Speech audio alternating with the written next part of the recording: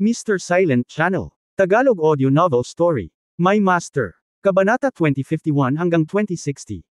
Sikat sa Chaos Immortal City. May nagsabi, kayong maliliit na lalaki ay likas na hindi alam ito, ngunit ang mga katutubong nilalang ng Chaos Fairyland ay alam ito. Ang tinatawag na sinaunang tago ay tumutukoy sa mga sinaunang pamilya, puwersa at ilang napakakaiba at espesyal na nilalang sa Chaos Fairyland, kabilang ang mga sinaunang magsasaka sa sinaunang lupain, makapangyarihang mga demonyong nagsasaka, mga demonyo, at iba pa. Ang mga nilalang na may napakaluma at mahiwagang pamana ay ang tunay na malalakas sa Chaos Fairyland. Ito ay tiyak na dahil sa pagkakaroon ng mga sinaunang nilalang na ito na ang mga transcendent na puwersa sa mundo ng mga engkanto ay hindi nang ahas na tumakbo ng ligaw sa Chaos Fairyland. Ang mga nilalang na ito karamihan sa mga oras, ang mga espiritu ay liblib at hinahabol ang mahusay na paraan, kaya sila ay tinatawag na sinaunang nakatago. Ang babala mula sa itim na lotus ay para sa mga sinaunang nakatagong tao. Hindi kami qualified. Naririnig ang tono ng unang itim na lotus sa prehistoric world, siya ay dapat na isang mahusay na pinuno. Hindi ko inaasahan na ang batang nagngangalang Yang Yian ay may ganoong kalalim na background. Sa ganitong paraan, isa rin siyang sinaunang nakatagong tao. Ito ay talagang hindi simple. Matagal nang walang nakatagong tao sa Chaos Immortal Realm, ngunit hindi ko alam kung ito ba ay isang pagpapala o isang sumpa. Sa sinabi mo, tila may malaking mangyayari sa Chaos Fairyland sa hinaharap. Hula ko lang, pero ang pangalan na Yang Yiu, hindi banggitin ang sikat sa buong Chaos Fairyland, at least after today, magiging big shot siya sa Chaos Fairy City na ito. Kung ganoon, kung may gustong hawakan ang batang ito, kailangan nilang mag-isip ng 2 beses. Maaaring hindi iyon ang kaso. Ang mga background ng immortal na hari na sina Xing Dashan at Wu Yipo na namatay ngayon ay hindi rin simple. Masasabing sila ay mga transcendent na puwersa na nang-ahas na hamunin ang mga sinaunang nakatago, at kahit na hindi sineseryoso ang mga sinaunang nakatago. Anong masasabi mo? Walang hindi masasabi. Pagkatapos ng araw na ito, tiyak nakakalat ang bagay na ito at malalaman ng lahat. We can just wait and see the show then. Bakit hindi? Sabihin mo sa akin. Haha, huwag kang maiinip. Siya nga pala, kilala mo ba ang 3 pinaka-transcendent na immortal sa mundo ng mga engkanto? Siyempre alam ko. Pagkatapos ay naayos na. Ang apelyido ni Wu Yipo ay Wu, hindi mo ba naiintindihan? Naalala ko na sinabi ni Dongfang Tairen dati na si Wu Yipo ay maaaring magkaroon ng magandang relasyon kay Wu Chanzhen, isa sa 3 dakilang immortal sa mundo ng mga engkanto. Kung totoo iyon, hindi kaya nasaktan ni Yang Yiu si Wu Chanzhen. God, yan ang totoong higanti sa mundo ng engkanto. Kung gagawa ng gulo si Wu Chanzhen para kay Yang Yiu, kahit na si Yang Yiu ay may isang malakas na tao tulad ni He Lian sa likod niya, malamang napatay na siya. At saka, mukhang umalis na si He Lian. Ang mga bagay ay hindi mahuhulaan, iyon ay hindi naman totoo. Bagamat si Wu Chanzhen ay isa sa nangungunang 3 immortal sa mundo ng mga engkanto, hindi lang siya. Hinaan mo ang boses mo, huwag mong sabihin. Ang mga talakayan ay umabot sa pandinig ni Yang Yiu, ngunit nagpabigat ng kaunti si Yang Yiu. Ang mga talakayan sa likod ay pawang tsismis, na hindi na kailangan. Si Yang Yiu ay hindi interesadong makinig sa kanila at binilisan ang kanyang lakad para maglakad pabalik. Sa kalagitnaan, nasagasaan niya sina Jing Ken at Luo Yang na nagmamadali. Tito Jr. Yanze. Bakit ka nandito? Tumingin si Yang Yiu sa dalawa na humihingal, halatang nagmamadali silang dumating. Okay ka lang ba? Halos sabay na tanong nina Jing Ken at Luo Yang. Hindi ka mamamatay, okay lang, balik tayo at mag-usap. Sumenyas si Yang Yiu na mauna ang dalawa. Masama ang kalagayan niya ngayon at ayaw niyang makilala. Sa mga lansangan pa rin ng Chaos Fairy City, maraming tao ang nakamasid sa kanya ng hayagan at palihim. Ang unang patio, ang sala. Ang unang patio ay ang pangalan ng patio, na siyang pangalan na ibinigay ng Diyos at demonyong ibon. Sa sandaling si Yang Yiu at ang Bone Demon Flower Mother ay nawalan ng malay, dinala ni Luo Yang si Jing Ken at ang God and Demon Bird sa Chaos Fairy City at inupahan ang courtyard na ito dito. Binigyan ito ng Diyos at Demon Bird ng pangalan ng unang tirahan. Sa sala, bumalik sina Yang Yiu, Luo Yang at Jing Ken. Anong nangyari sa Junior Master? Narinig namin ang boses ng babae na nagsasalita sa langit at binanggit ang pangalan mo, kaya nagmadali kaming hanapin ka. Napakalakas ng ingay, at ang boses ay tinatayang kumalat sa buong Chaos Fairy City. Tanong ni Luo Yang. Mapait na ngumiti si Yang Yian. Kilala niya ang boses ng babala nang umalis si He Lian. Pagkatapos ay nagsimula siyang mag-usap tungkol sa kung paano siya at si Shenmue Bird ay pumunta sa black market, nakilala si Zexshang at kung ano ang sumunod na nangyari. Nang matapos, tumayo si Yang Yian at sinabing, kailangan kong umatras para gumaling ang aking mga sugat. Masyadong natupok ang aking kaluluwa. Luo Yang, kailangan mong magtrabaho ng husto sa panahong ito. Kung may dumating para manggulo, mangyaring abisuhan ako sa lalong madaling panahon. Hindi napigilan ni Jing Ken na sabihin, Yanzi, bakit hindi tayo umalis dito? Paano kung ang Wuyipo na iyon ay talagang taga Wu Chanzhen? Kami. Alam ni Yang Yian kung ano ang inaalala ni Jing Ken. Sinabi ni Xiao Xiao, sa sinabi ni He Lian bago umalis, dapat ay ligtas tayo pansamantala. At saka, napakalaki ng Chaos Fairyland, saan tayo pupunta? Hindi solusyon ang magtago sa lahat ng oras. Sa madaling salita, lalaban tayo sa kalaban at haharin dyan ng tubig. Ito ang Chaos Fairyland, ngunit hindi ako natatakot. Nagpatuloy si Luo Yang sa pagsasalita at sinabi ang isang bagay na hindi inaasahan ni Yang Yian. Sinabi ni Luo Yang, Uncle Junior Master, huwag kang mag-alala. Ang Chaos Immortal Realm ay hindi isang lugar na kayang takpan ang langit gamit ang isang kamay laban sa tatlong dakilang Immortal Lords. Ang pangunahing dahilan ay ito ay Chaos Immortal Realm. Kahit na ang Immortal Lords ay hindi nang ahas na kumilos ng walang ingat. Bukod dito, mayroong isang hindi nakasulat na panuntunan na kung ang Immortal Emperor Realm na Panginoon ay darating sa Chaos Immortal na Master, ang ilang Immortal Emperor Realm ay hindi aatake sa Chaos Immortal si Realm Master, ang ilang Immortal na Realm na Master ay hindi darating sa Chaos Immortal na si Realm Master. Idly by. Kaya hanggat hindi ito ang Immortal Emperor, ang lahat ay magiging madaling harapin. Tio Junior Master, huwag mag-alala. Halos gumaling na ang mga sugat ko. Ako na ang magiging tagapag-alaga mula ngayon. Nakahinga si Yang Yian nang marinig itong sinabi ni Luo Yang, ngunit pagkatapos ay nagtanong siya, okay ka lang ba sa iyong pinsala? May isa pang kahulugan sa pangungusap na ito, na nagsasalita tungkol sa kamalayan ng demonyo. Narinig ito ni Luo Yang, at tumango at sinabing, nakasundo ako sa kanya pansamantala. Hindi siya manggugulo. Ang araw ay sa akin at ang gabi ay sa kanya. Kami ay malapit sa isa't isa. Iyan ay mahusay. Salamat sa iyong pagsusumikap. Pupunta ako upang mag-retreat at magpagaling. Pagkatapos magpaliwanag ni Yang Yian, pumasok siya sa sikretong silid para sa paglilinang. Wala siya sa magandang kalagayan ngayon. Lahat ng aspeto ay hindi maganda. Ang Chen Kun Dao Yuan ay sira at walang mana. Sa labanan ngayon, ang Yuan Shen ay dumanas ng mas malaking pagkatalo at nasa isang hindi matatag na estado.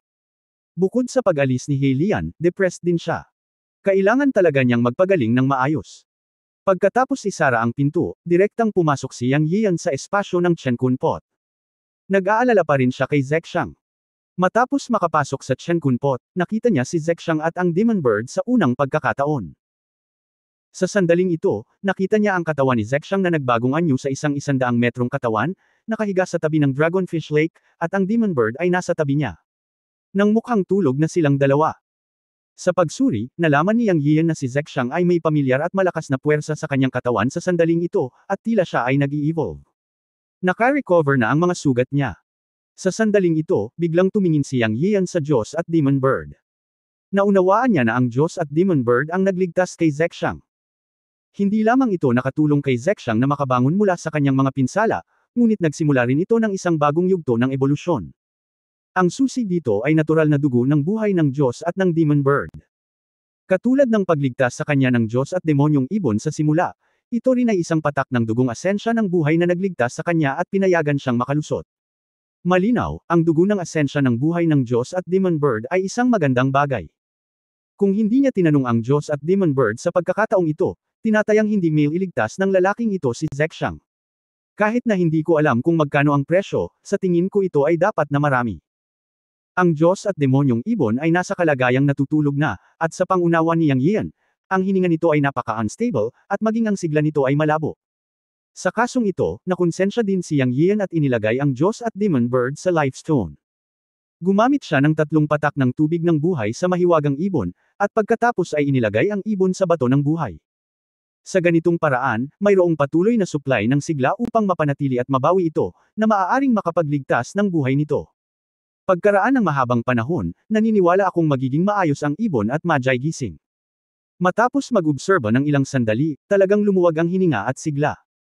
Nakahinga ng maluwag si Yang Yiyo at tumalikod upang pumasok sa bulwagan ng palasyo. Napakahalaga sa kanya ng labanang ito.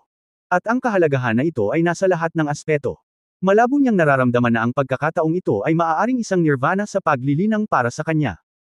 Ito nga ay tulad ng sinabi ni He Lian, ngunit pagkatapos na lisanin ni He Lian ang kanyang dagat ng kamalayan, ang kanyang kaluluwa ay parang wala itong kadena at naging ethereal. Malabo niyang nadama na magkakaroon ng pagbabago sa paglilinang. Kahit na ang sitwasyon ng paglilinang ay tila napakasama, talagang nararamdaman niya sa kaibuturan ng kanyang puso na may lalabas na espesyal na eroplano. Lumabas sa kanyang isipan ang mga salita ni He Lian na ang kanyang paglilinang ay susulong ng mabilis sa hinaharap. Kabanata 2052 Pag-aayos ng Chen Kun Daoyuan. Ang sitwasyon sa katawan ay medyo masama, at kailangan itong gawin ng sunod-sunod. Dapat munang ibalik ni Yang Yiu ang kapangyarihan ng kaluluwa. Gusto rin niyang subukan, in terms of the soul perception and cultivation, etc. After He Lian live, magkakaroon ba talaga ng mabilis na progress sa cultivation na sinabi niya? Para maibalik ang kapangyarihan ng kaluluwa, hawak ni Yang Yiu ang magic soul bead sa kanyang kamay. Naubos niya sa huling pagkakataon, at ngayon ay mayroon pa siyang 4 sa kanyang kamay. Sa pagkakataong ito ay madaling gamitin. Huminga siya ng malalim, inayos ang kanyang isip, at isang magic soul bead ang lumitaw sa kanyang kamay, at nagsimulang sumipsip at maglinang. Muling sinasalamin ang kasabihang walang oras sa paglilinang. Nakalimutan ni Yang Yiu ang tungkol sa oras at lubusang nalubog sa paglilinang. Sa panahong ito, ang pagkonsumo, muling pagdadagdag at pagbawi ng kanyang kaluluwa ay medyo lampas sa inaasahan.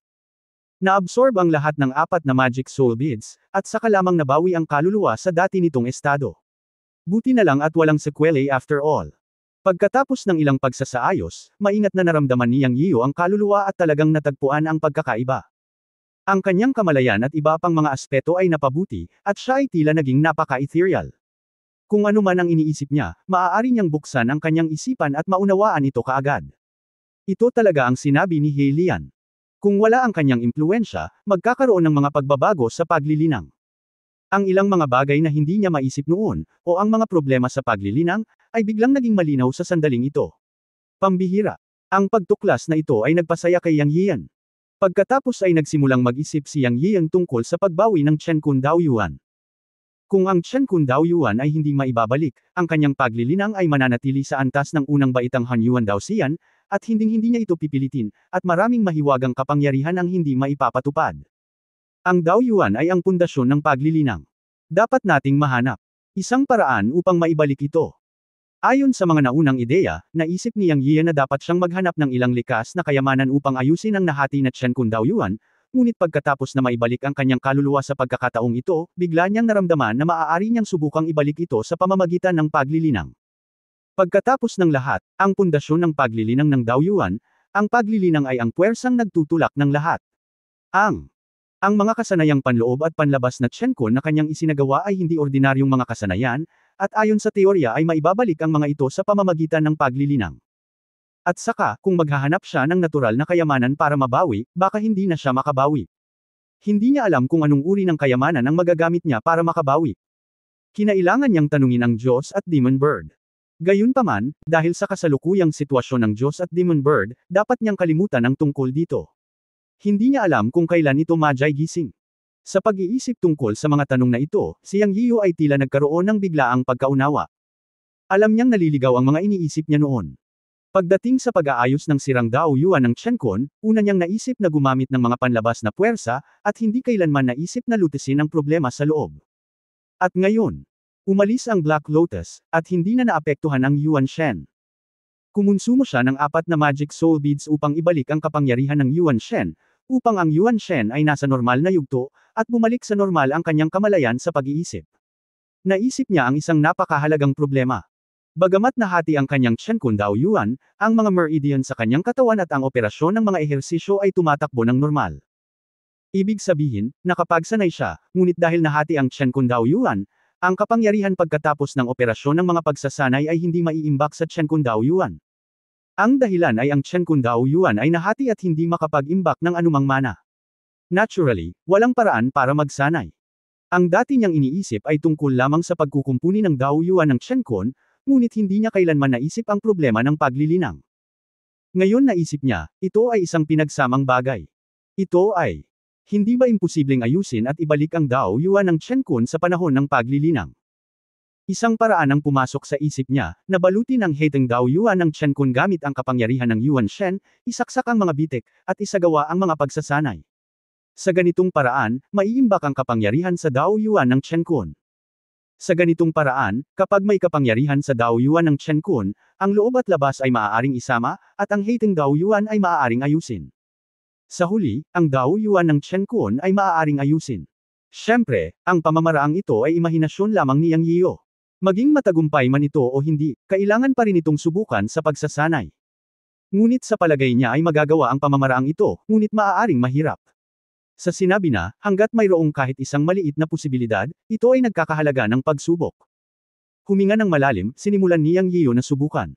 Sa isang kaway ng kanyang kamay, lumitaw ang 10 espiritual na peach, handang sumipsip, pagkatapos ng lahat, wala siyang mana sa Daoyuan sa kanyang katawan ngayon. Kailangan pa rin magkaroon ng backup.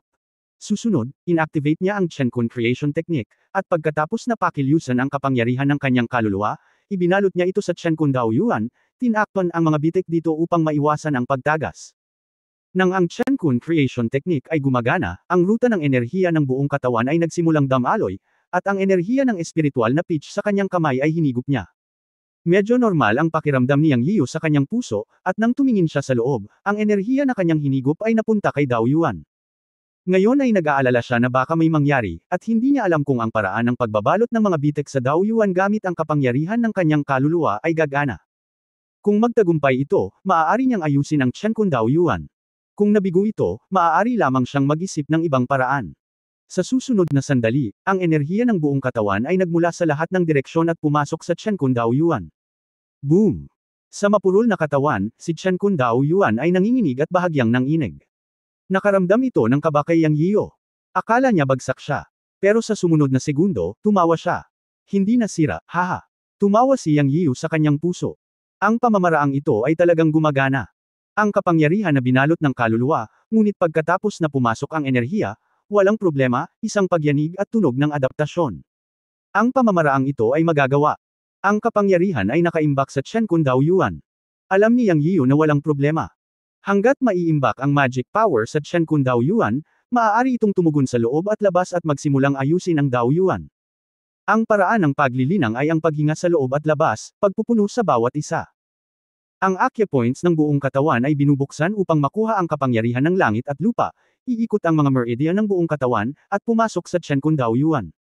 Sa ganitong paraan lamang matatapos ang operasyon ng Jotian, ang kapangyarihan ng langit at lupa ay naa-absorb, na-convert sa magic power, at nakaimbak sa Daoyuan. Matapos itong masipsip ng tuloy-tuloy ng ilang sandali, binalot ng kapangyarihan ng kaluluwa si Daoyuan, at walang ibang pagbabagong naganap.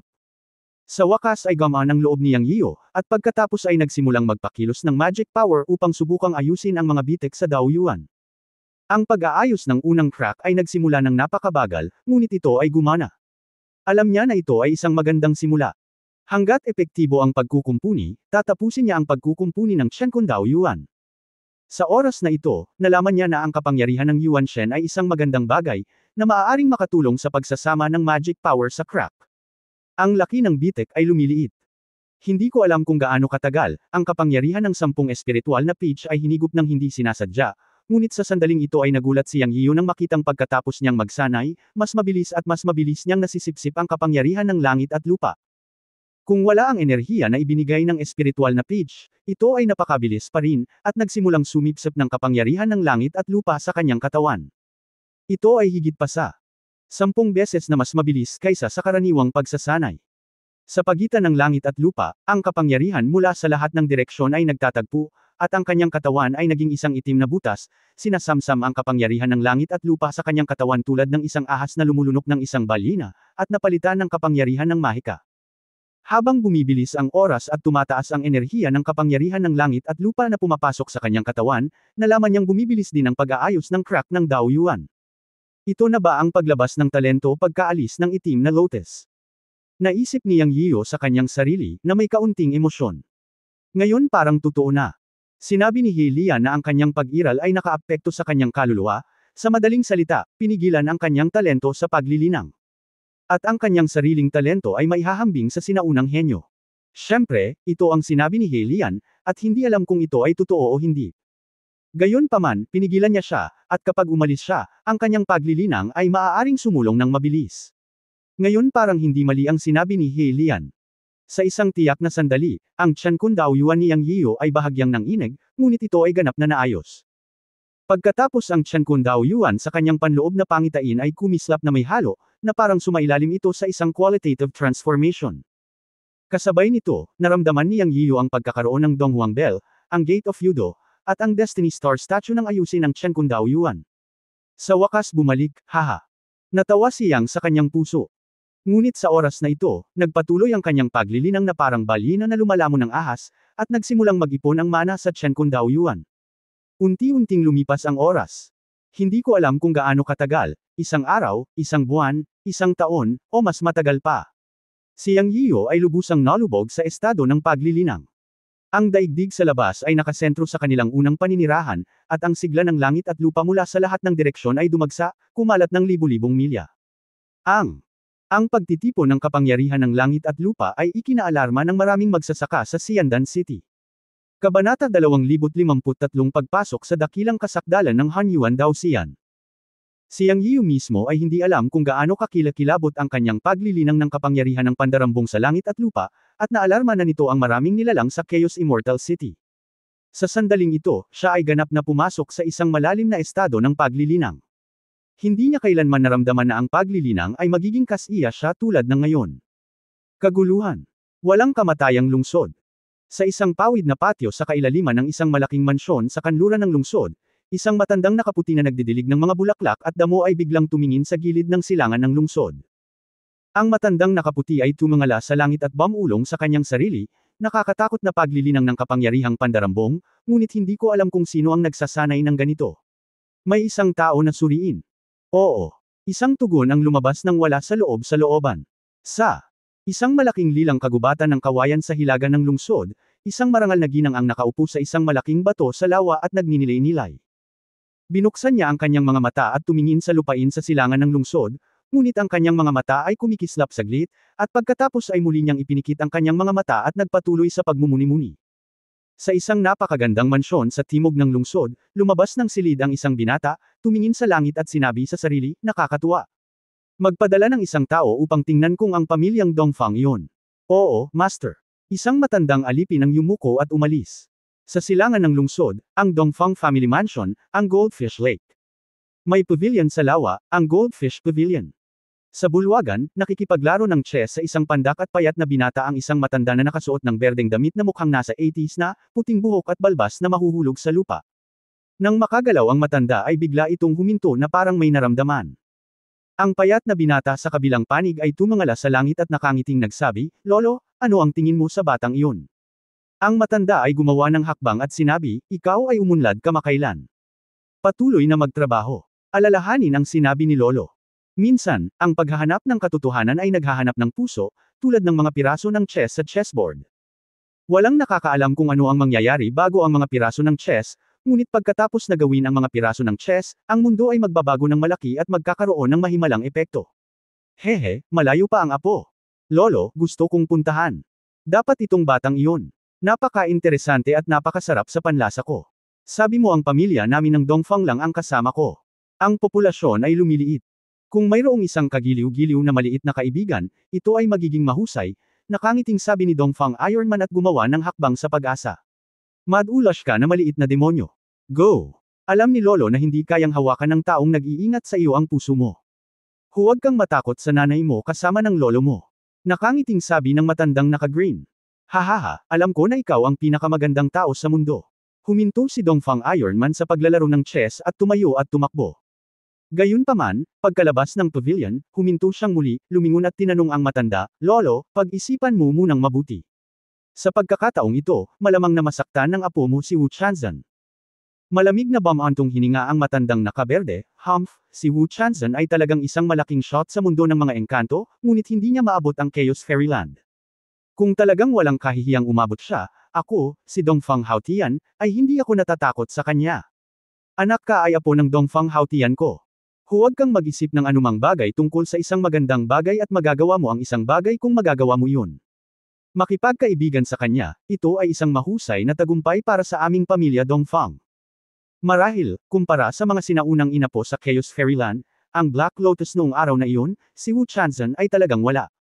Go, umaasa si Lolo na maaari mong maging kaibigan ng batang iyon. Maliit nga ang pamilya natin, at magandang bagay na magkaroon ka ng mas maraming kaibigan. Hehe, Lolo, paano kung ang mga tao mula sa ibang pamilya ay sumama sa kasiyahan? Tanong ni Dongfang Ironman habang umiikot ang mga mata. Hindi makikisali si Lolo sa mga affairs sa pagitan ninyong mga kabataan, ngunit ang mga matatandang lalaki mula sa iba pang tatlong pamilya ay hindi dapat maging walang kahihiyan. Hindi ninyo matatalo ang isang taong naghahanap ng gulo, kaya umalis kayo dito, nangingibabaw na sabi ni Dongfang Haotian. Hahaha, Lolo, alam ko na ang gagawin. Tara na, nawala si Dongfang Tairen sa mansyon, ngunit sa susunod na sandali ay lumitaw siya sa harap ng gate ng isang maliit na patio. Sa pagtingin sa mga salita sa gate, sinabi ni Dongfang Tairen sa kanyang sarili, unang paninirahan, una. Hehe, medyo kawili-wili. Lantaran at palihim, ang first residence ay pinuntirya ng mga tao ng Chaos Immortal City.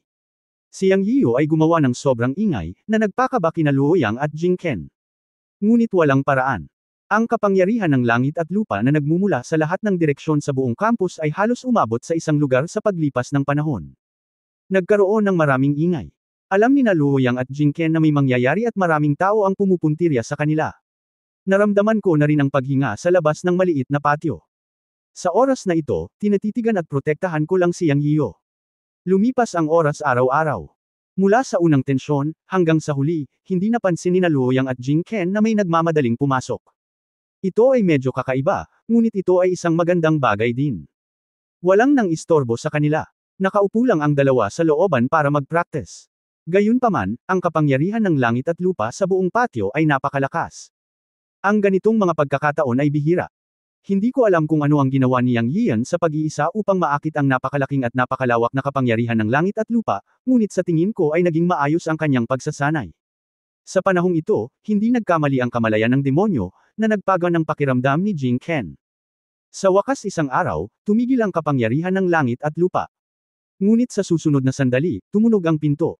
Pagkatapos ay isang boses ang dumating, ang Eastern Iron Man ng Eastern Family sa Chaos Immortal City ay narito upang bisitahin ang fellow Daoist Yang. Saglit na kinabahan si Jing Ken, ngunit pinaikit ni Luo Yang ang kanyang mga mata at sinabing, masyado nang nag-ingay si Little Master Uncle sa pagkakataong ito. Tila naalarma niya ang mga tao sa Chaos Immortal City at dumiretso sa pintuan. Isa itong pagpapala o sumpa. Jing Ken, pumunta sa pinto. Gusto kong makita kung sino ang maglalakas loob na kumilos. Ito. Okay, tumingin si Jing Ken kay Luo Yang, nakita ang singkit na mga mata ni Luo Yang, at inisip ang lakas at cultivation ni Luo Yang. Sa wakas, binuksan niya ang pinto. Alam din niya na masyadong malakas ang ingay. May mga bagay na hindi maiiwasan kung masyado kang nag-iisip. Sa lihim na silid ng paglilinang, natural na hindi alam ni Yang Yian na ang kanyang paglilinang sa pagkakataong ito ay gagawa ng napakalakas na ingay.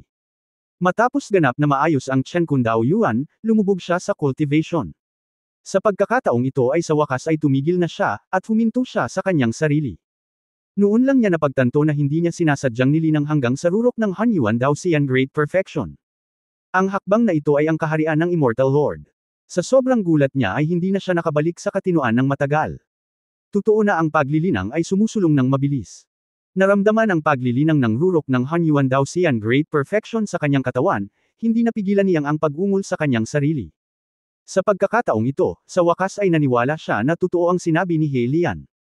Nang walang impluwensya ni He Lian sa kanyang kaluluwa, ang kanyang talento sa paglilinang ay ganap na sumibol. Parang 3 buwan lang ang lumipas.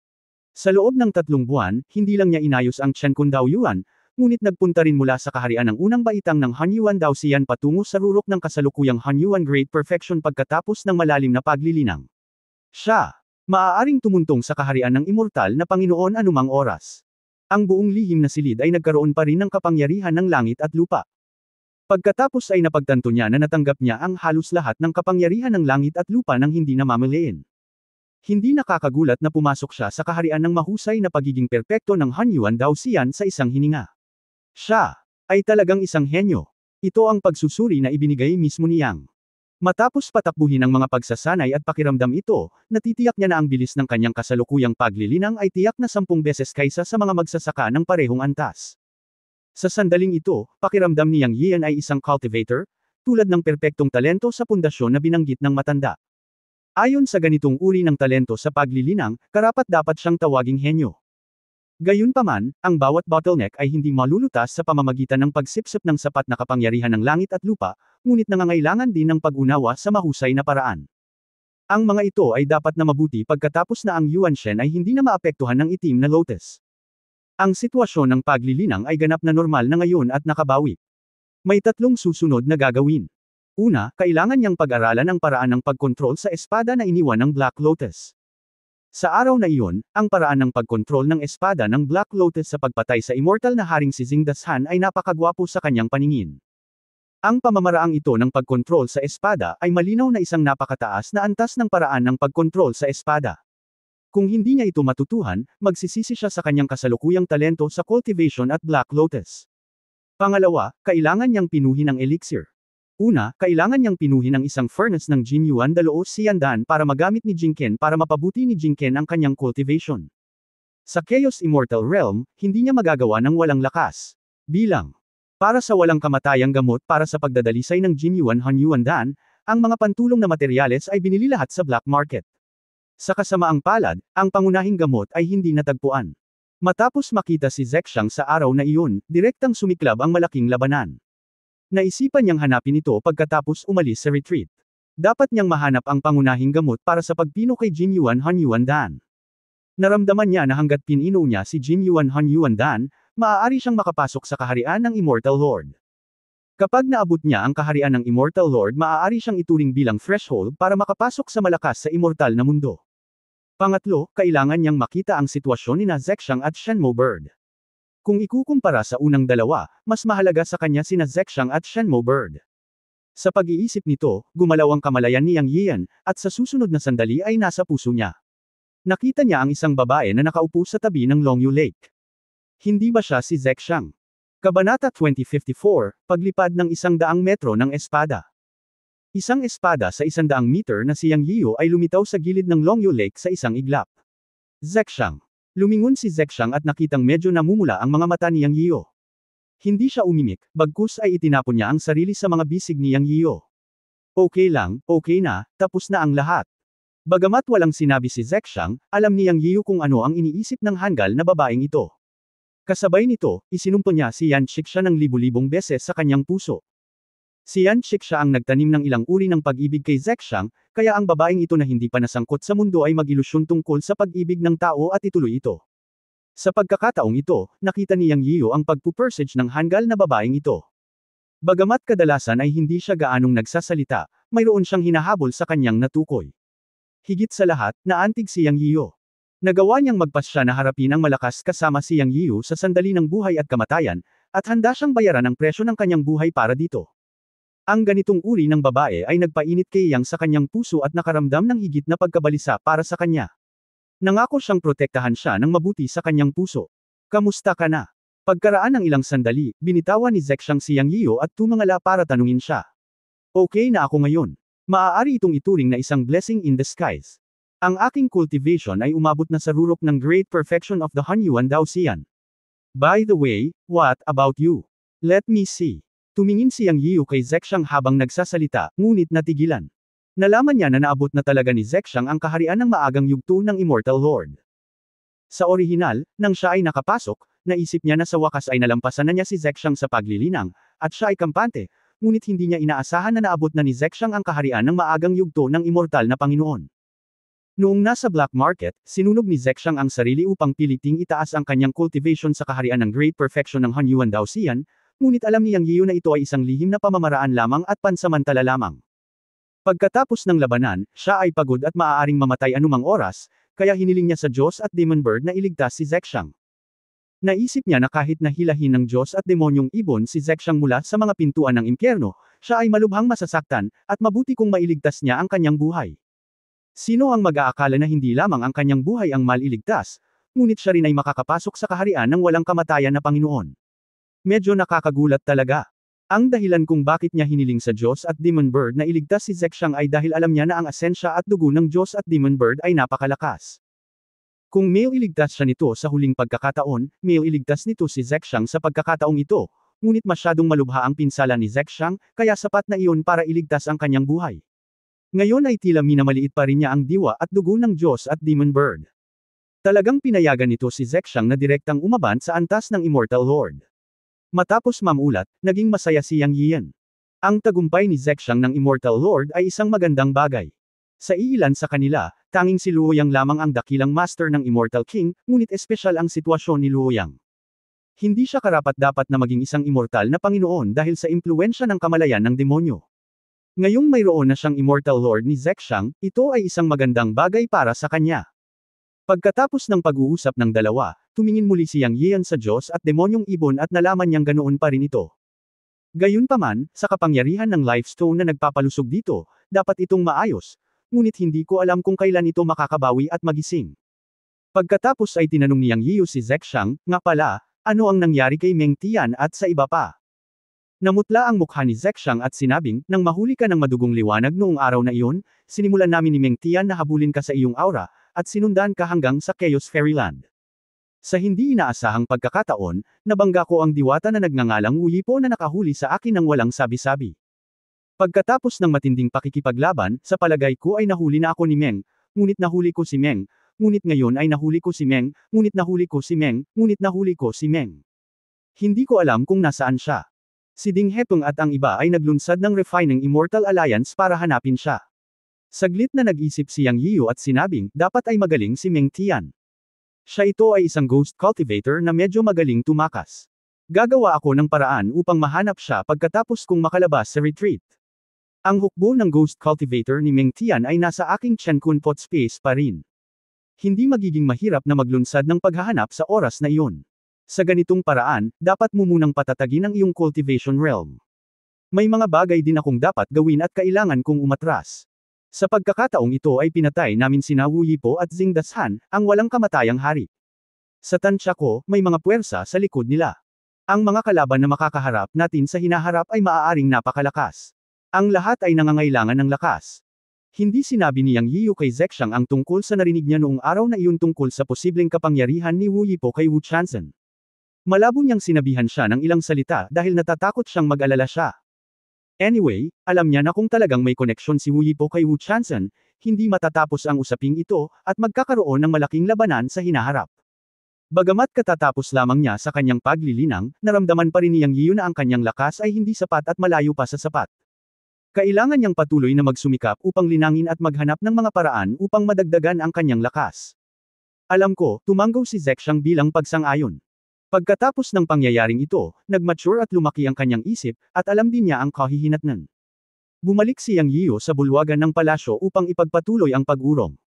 Maghanda munang pinuhin ng Jin Yuan Daloo si Yandan. Matapos kunin ang lahat ng material na alchemy, sinimulan ni Yang Yiu na pinuhin ang alchemy ng madali. Sa pagkakataong ito, naging mas swabe ang alchemy pagkatapos niyang magkaroon ng karanasan, at pinino niya ang isang furnace ng Jin Yuan Daloo si Yandan, siyam na tableta pa rin.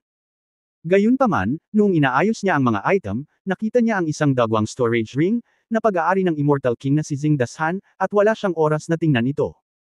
Sa sandaling ito, kumikilos ang kanyang puso, at pagkatapos tumulo ang dugo, tiningnan niya ang singsing ni Xing Dashan, na labis na ikinatuwa niya.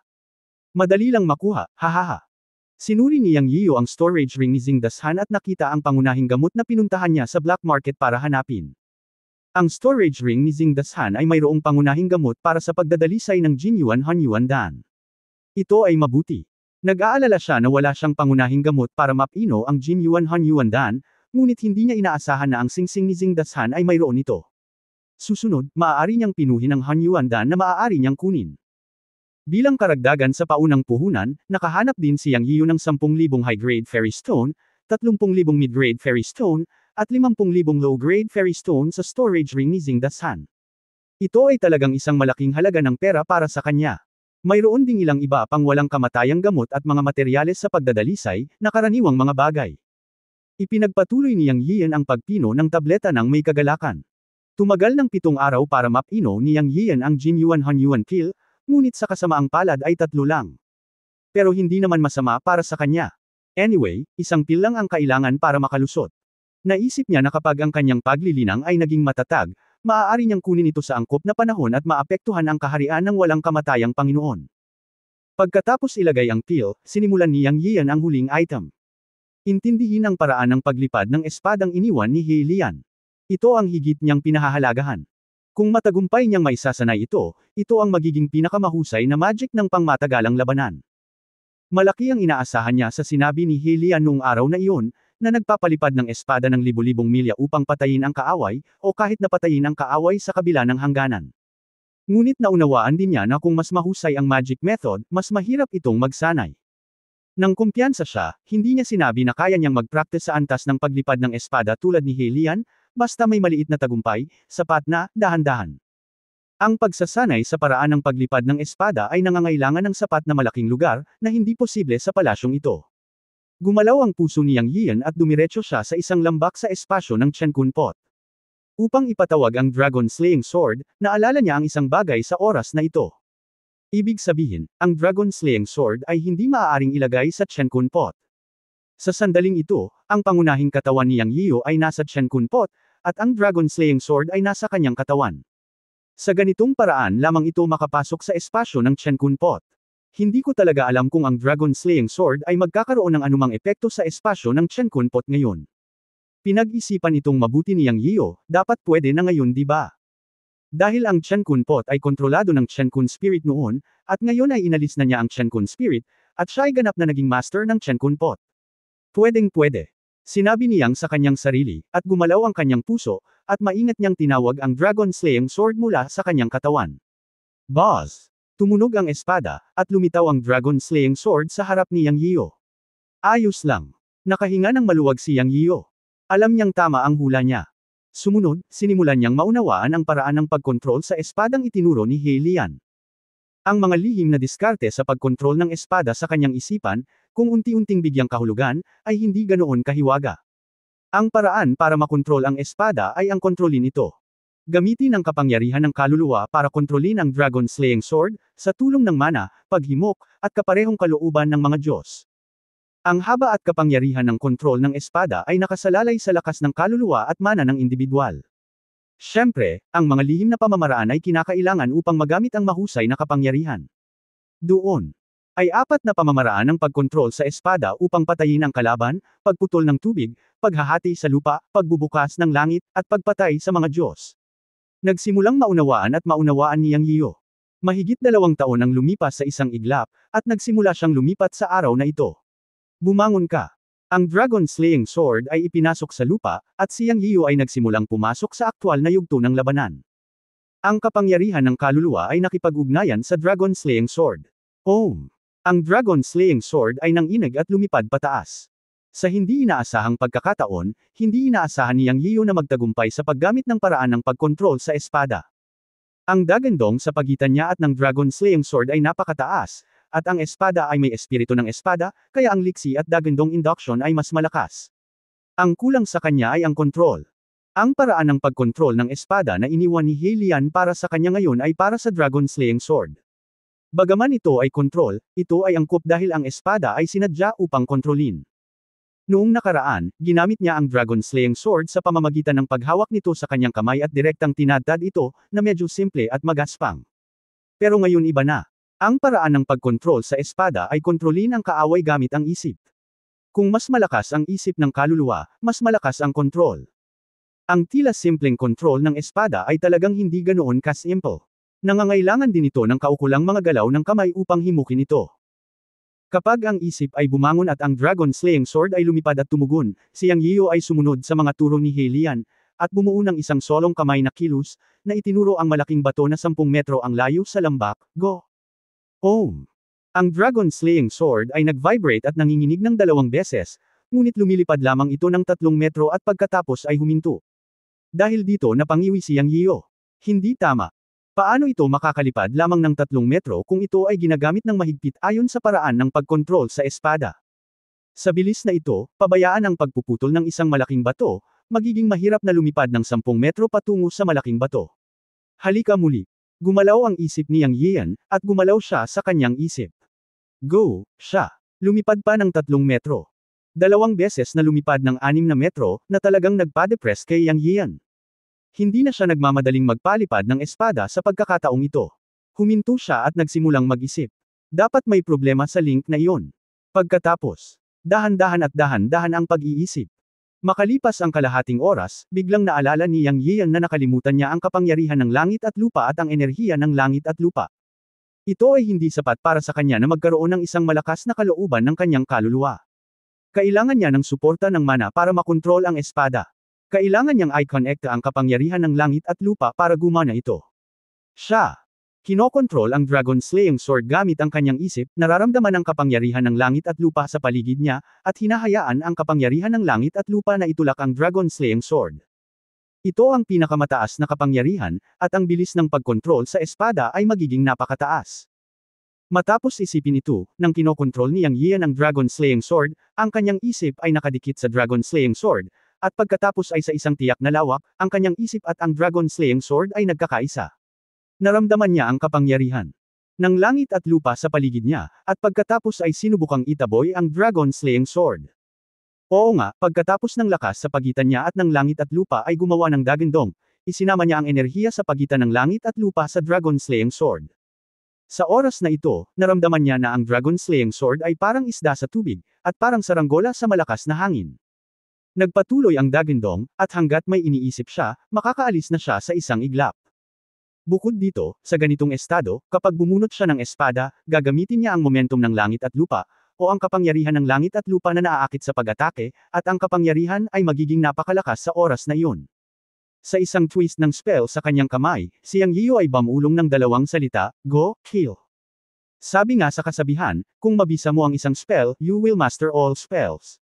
Sa susunod na sandali, kinumpirma ni Yang Yiyo ang kanyang hula. Boom! Ang Dragon Slaying Sword ay biglang tumusok sa kalangitan na parang kidlat, tumama sa malaking bato, at isang dagandong ang sumiklab. Ang malaking bato ay nabasag sa pamamagitan ng espadang ito. Tapos na, haha! Tumawa si Yang Yiyo. Siya ay tulad ng isang bata na nakahanap ng isang nakakatuwang laruan, at nagsimulang sirain ang lambak, na nagtutulak sa Dragon Slaying Sword, na umuusbong, at ang buong lambak ay puno ng mga butas. Ang espada ay nagiging mas dalisay, at ang kapangyarihan ay lumalakas at lumalakas. Pagkaraan ng ilang araw, sa wakas ay tumigil si Yang Yiyo, ngunit sinubukan din niya ang limitasyon ng kanyang kontrol sa espada, na 100 metro lamang. Ito ay isang maliit na panghihinayang na hindi niya makontrol ang espada sa daan-daan o libu-libong milya, isang kaawa-awang 100 metro lamang. Kabanata 2055, ang mahabang diwa ng kakaibang prutas. Bagamat 100 metro lamang ang kaya niyang kontrolin ang espada, kuntento na si Yang Yiyo.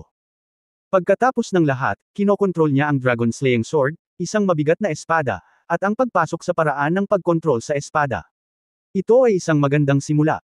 Tinitingnan ang lambak na puno ng mga butas, at pagkatapos ay tinitingnan ang Dragon Slaying Sword na mas mabilis kaysa sa isang bulalakaw at kidlat sa isang pag-iisip, naniwala si Yang Yiyo na ito ay sapat na upang ipagtanggol at patayin ang kaaway sa isang maliit na hanay. Naghihintay lang na subukan ang kanyang kakayahan. Ang paraan ng pagkontrol sa espada ay isa ring mahusay na paraan, at ito rin ang paraan ng tibak na walang kamatayan. Sinabi ng matanda noon na ang espadang walang kamatayan ay ang pinakamalakas na nakakasakit na magsasaka. Ngayong naranasan na niya ito, sang-ayon siya rito. Ang paraan ng pagkontrol sa espada na itinuro ni He Lian ay may 4 na galaw sa ngayon, ngunit bawat galaw ay may 1,000 gamit. Ang mga galaw ay maliit, at ang susi ay kung paano gamitin ang mga ito. Sa bandang huli, depende pa rin ito sa sariling paglilinang at pangunawa. Ang kasabihan na ang pag-aaral ay walang katapusan ay angkop din sa bilog ng mga magsasaka. Ang pag-aaral, paglikha at pagsusumikap ay ang pundasyon ng buhay. Ito rin ang pundasyon ng kaligtasan. Sa isang lugar tulad ng Chaos Fairyland, o kahit na tumitingin sa buong mundo ng engkanto, ang kaligtasan ng buhay ay ang susi. Inalis ni Yang Yian ang Dragon Slaying Sword na may iniisip sa kanyang isipan, at naglakad palabas ng lambak. Ang pag-urong na ito ay natapos na, at iniisip niya kung kailan siya magkakaroon ng pagkakataon na makahanap ng scabbard para sa Dragon Slaying Sword, upang ito ay maging perpekto. Nang patayin ng matandang lalaki ang kalaban sa Sanxian Island, lumitaw ang Liu Jiadao Sword. Matingkad pa rin sa kanyang isipan ang kapangyarihan ng Liu Jiadao Sword sa tulong ng scabbard. Kung ang Dragon Slaying Sword ay may scabbard, naniniwala siya na ito ay mabuti, at ang kapangyarihan ng espada ay tiyak na makakaabot sa mas mataas na antas. Sa kasamaang palad, wala siyang masyadong alam tungkol sa scabbard sa ngayon. Kung paano makahanap ng scabbard para sa Dragon Slaying Sword ay nangangailangan ng pagkakataon. Anyway, naalala niya iyon sa isip niya at handa na siyang magsimula. Para sa susunod na hakbang. Handa nang lumabas si Yang Yian. Siya ay nasa retreat ng mga 4 o 5 taon, ngunit sa pagkakataong ito ay wala para sa isang magsasaka. Nag-aalala lang siya na kung mananatili siya sa pag-iisa ng napakatagal, si Luoyang at ang demonyong Diyos ay magkakaroon ng mga problema sa kanilang kamalayan, na magiging masama. Bilang karagdagan, pinino niya ang Jin Yuan Daluodan at naghanda na ibigay ito kay Jinken upang mapabuti ang kanyang paglilinang, upang magkaroon siya ng garantiya. Bilang karagdagan, pinatay niya ang immortal na haring si Xingdashan at Wu Yipo. Sa tingin ko hindi ito magiging madali. Magkakaroon ng gulo pagkatapos ng lahat. Ngayon kailangan kong lumabas at tingnan. Hindi ko alam kung paano nasa labas sina Luoyang at Jinken. Ang Zexang ay maaaring ituring bilang isang blessing in disguise. Nakapasok na siya sa kaharian ng Immortal King, at may kasama itong eksperto. Kailangan pang hanapin ang kinaroroonan ni Meng Tian. Pagkatapos lumabas, handa siyang magpadala ng isang pares ng mga immortal na multo para hanapin si Meng Tian. Mas madaling mahanap sila bilang mga Ghost Immortal, at may mga espesyal na paraan ng komunikasyon sa pagitan ng mga Ghost Immortal, at maaari pa nga silang umiral ng hindi nakikita. Sa paghahambing, pinakaangkop na hayaan ang mga tauhan ni Meng Tian na mahanap si Meng Tian. Para sa kanyang sarili. Hehe, mula sa insidente ng black market hanggang ngayon, maliban sa panghihinayang sa pag-alis ni Helian, sa pangkalahatan ay lubos siyang nasisiyahan, dahil ang kanyang paglilinang ay tumaas ng husto, at ang kaharian ng Han Yuan Daoxian ay natapos na. Ang susunod na hakbang ay hamunin ang haring walang kamatayan. Siyempre, ang pinakanasiyahan sa kanya ay ang kanyang kasalukuyang talento sa paglilinang ay napabuti. Siya ay mayroon. Matagumpay ding nakapasok sa paraan ng paglipad ng mga espada na itinuro ni Helian. Bagamat hindi pa siya nakakapasok sa kaharian ng Immortal King, ang kanyang tunay na lakas ay tumaas ng husto, at may tiwala siya sa kanyang sarili. Kahit na may mangyari, may kumpiyansa siyang harapin ito. Pagkatapos ay natagpuan niya si Zexang at muling pumunta sa Diyos at Demonyong Ibon. Mukhang hindi na makakabawi ang Diyos at Demon Bird sa maikling panahon. Noong huling beses na gumamit ang Diyos at Demon Bird ng isang patak ng sarili nitong dugo para iligtas siya, pinayagan din siya nitong isulong ang kanyang paglilinang. Sa pagkakataong ito ay ganoon din ang pagliligtas kay Zexang, maliban sa huling pagkakataon na ang magkahalong buhok na ibon ay Jin Aisang ng espiritu ng langit at lupa. Ngayong napatay na niya ang espiritu ng langit at lupa, kung magising ang Diyos at Demonyong Ibon ay nakasalalay sa swerte. Gayunpaman, naniniwala si Yang Yiyo na dahil kayang gisingin ng espiritu ng langit at lupa ang magkahalong buhok na ibon, kaya niya rin, ngunit ito pa rin ang kapangyarihan ng langit at lupang palayok. Pero, may problema. Alam niyang masyadong malaki ang konsumo ng Heaven and Earth Pot sa pagkakataong ito, at dapat itong mapunan. Kapag na-upgrade muli ang Heaven and Earth Pot, ito ang araw na magising ang Diyos at Demon Bird. Sa Black Market War, ginamit niya ang orihinal na kapangyarihan ng 5 Thunder Purple Tree, na sumakit sa mga ugat ng 5 Thunder Purple Tree. Parang nalanta ang buong puno. Sa katunayan, inuubos nito ang kapangyarihan ng Chenkun Pot mismo. Kung gusto niyang gisingin ang Diyos at Demon Bird, kailangan pa niyang i-upgrade muli ang Chenkun Pot. Naniniwala si Yang Yiyo na kapag na-upgrade muli ang Chenkun Pot, mababawi ang 5 Thunder Purple Tree at ang God and Demon Bird. Ngayon ay inilagay niya ang Diyos at Demonyong Ibon sa bato ng buhay, at ito ay pinalusog ng puwersa ng buhay ng bato ng buhay.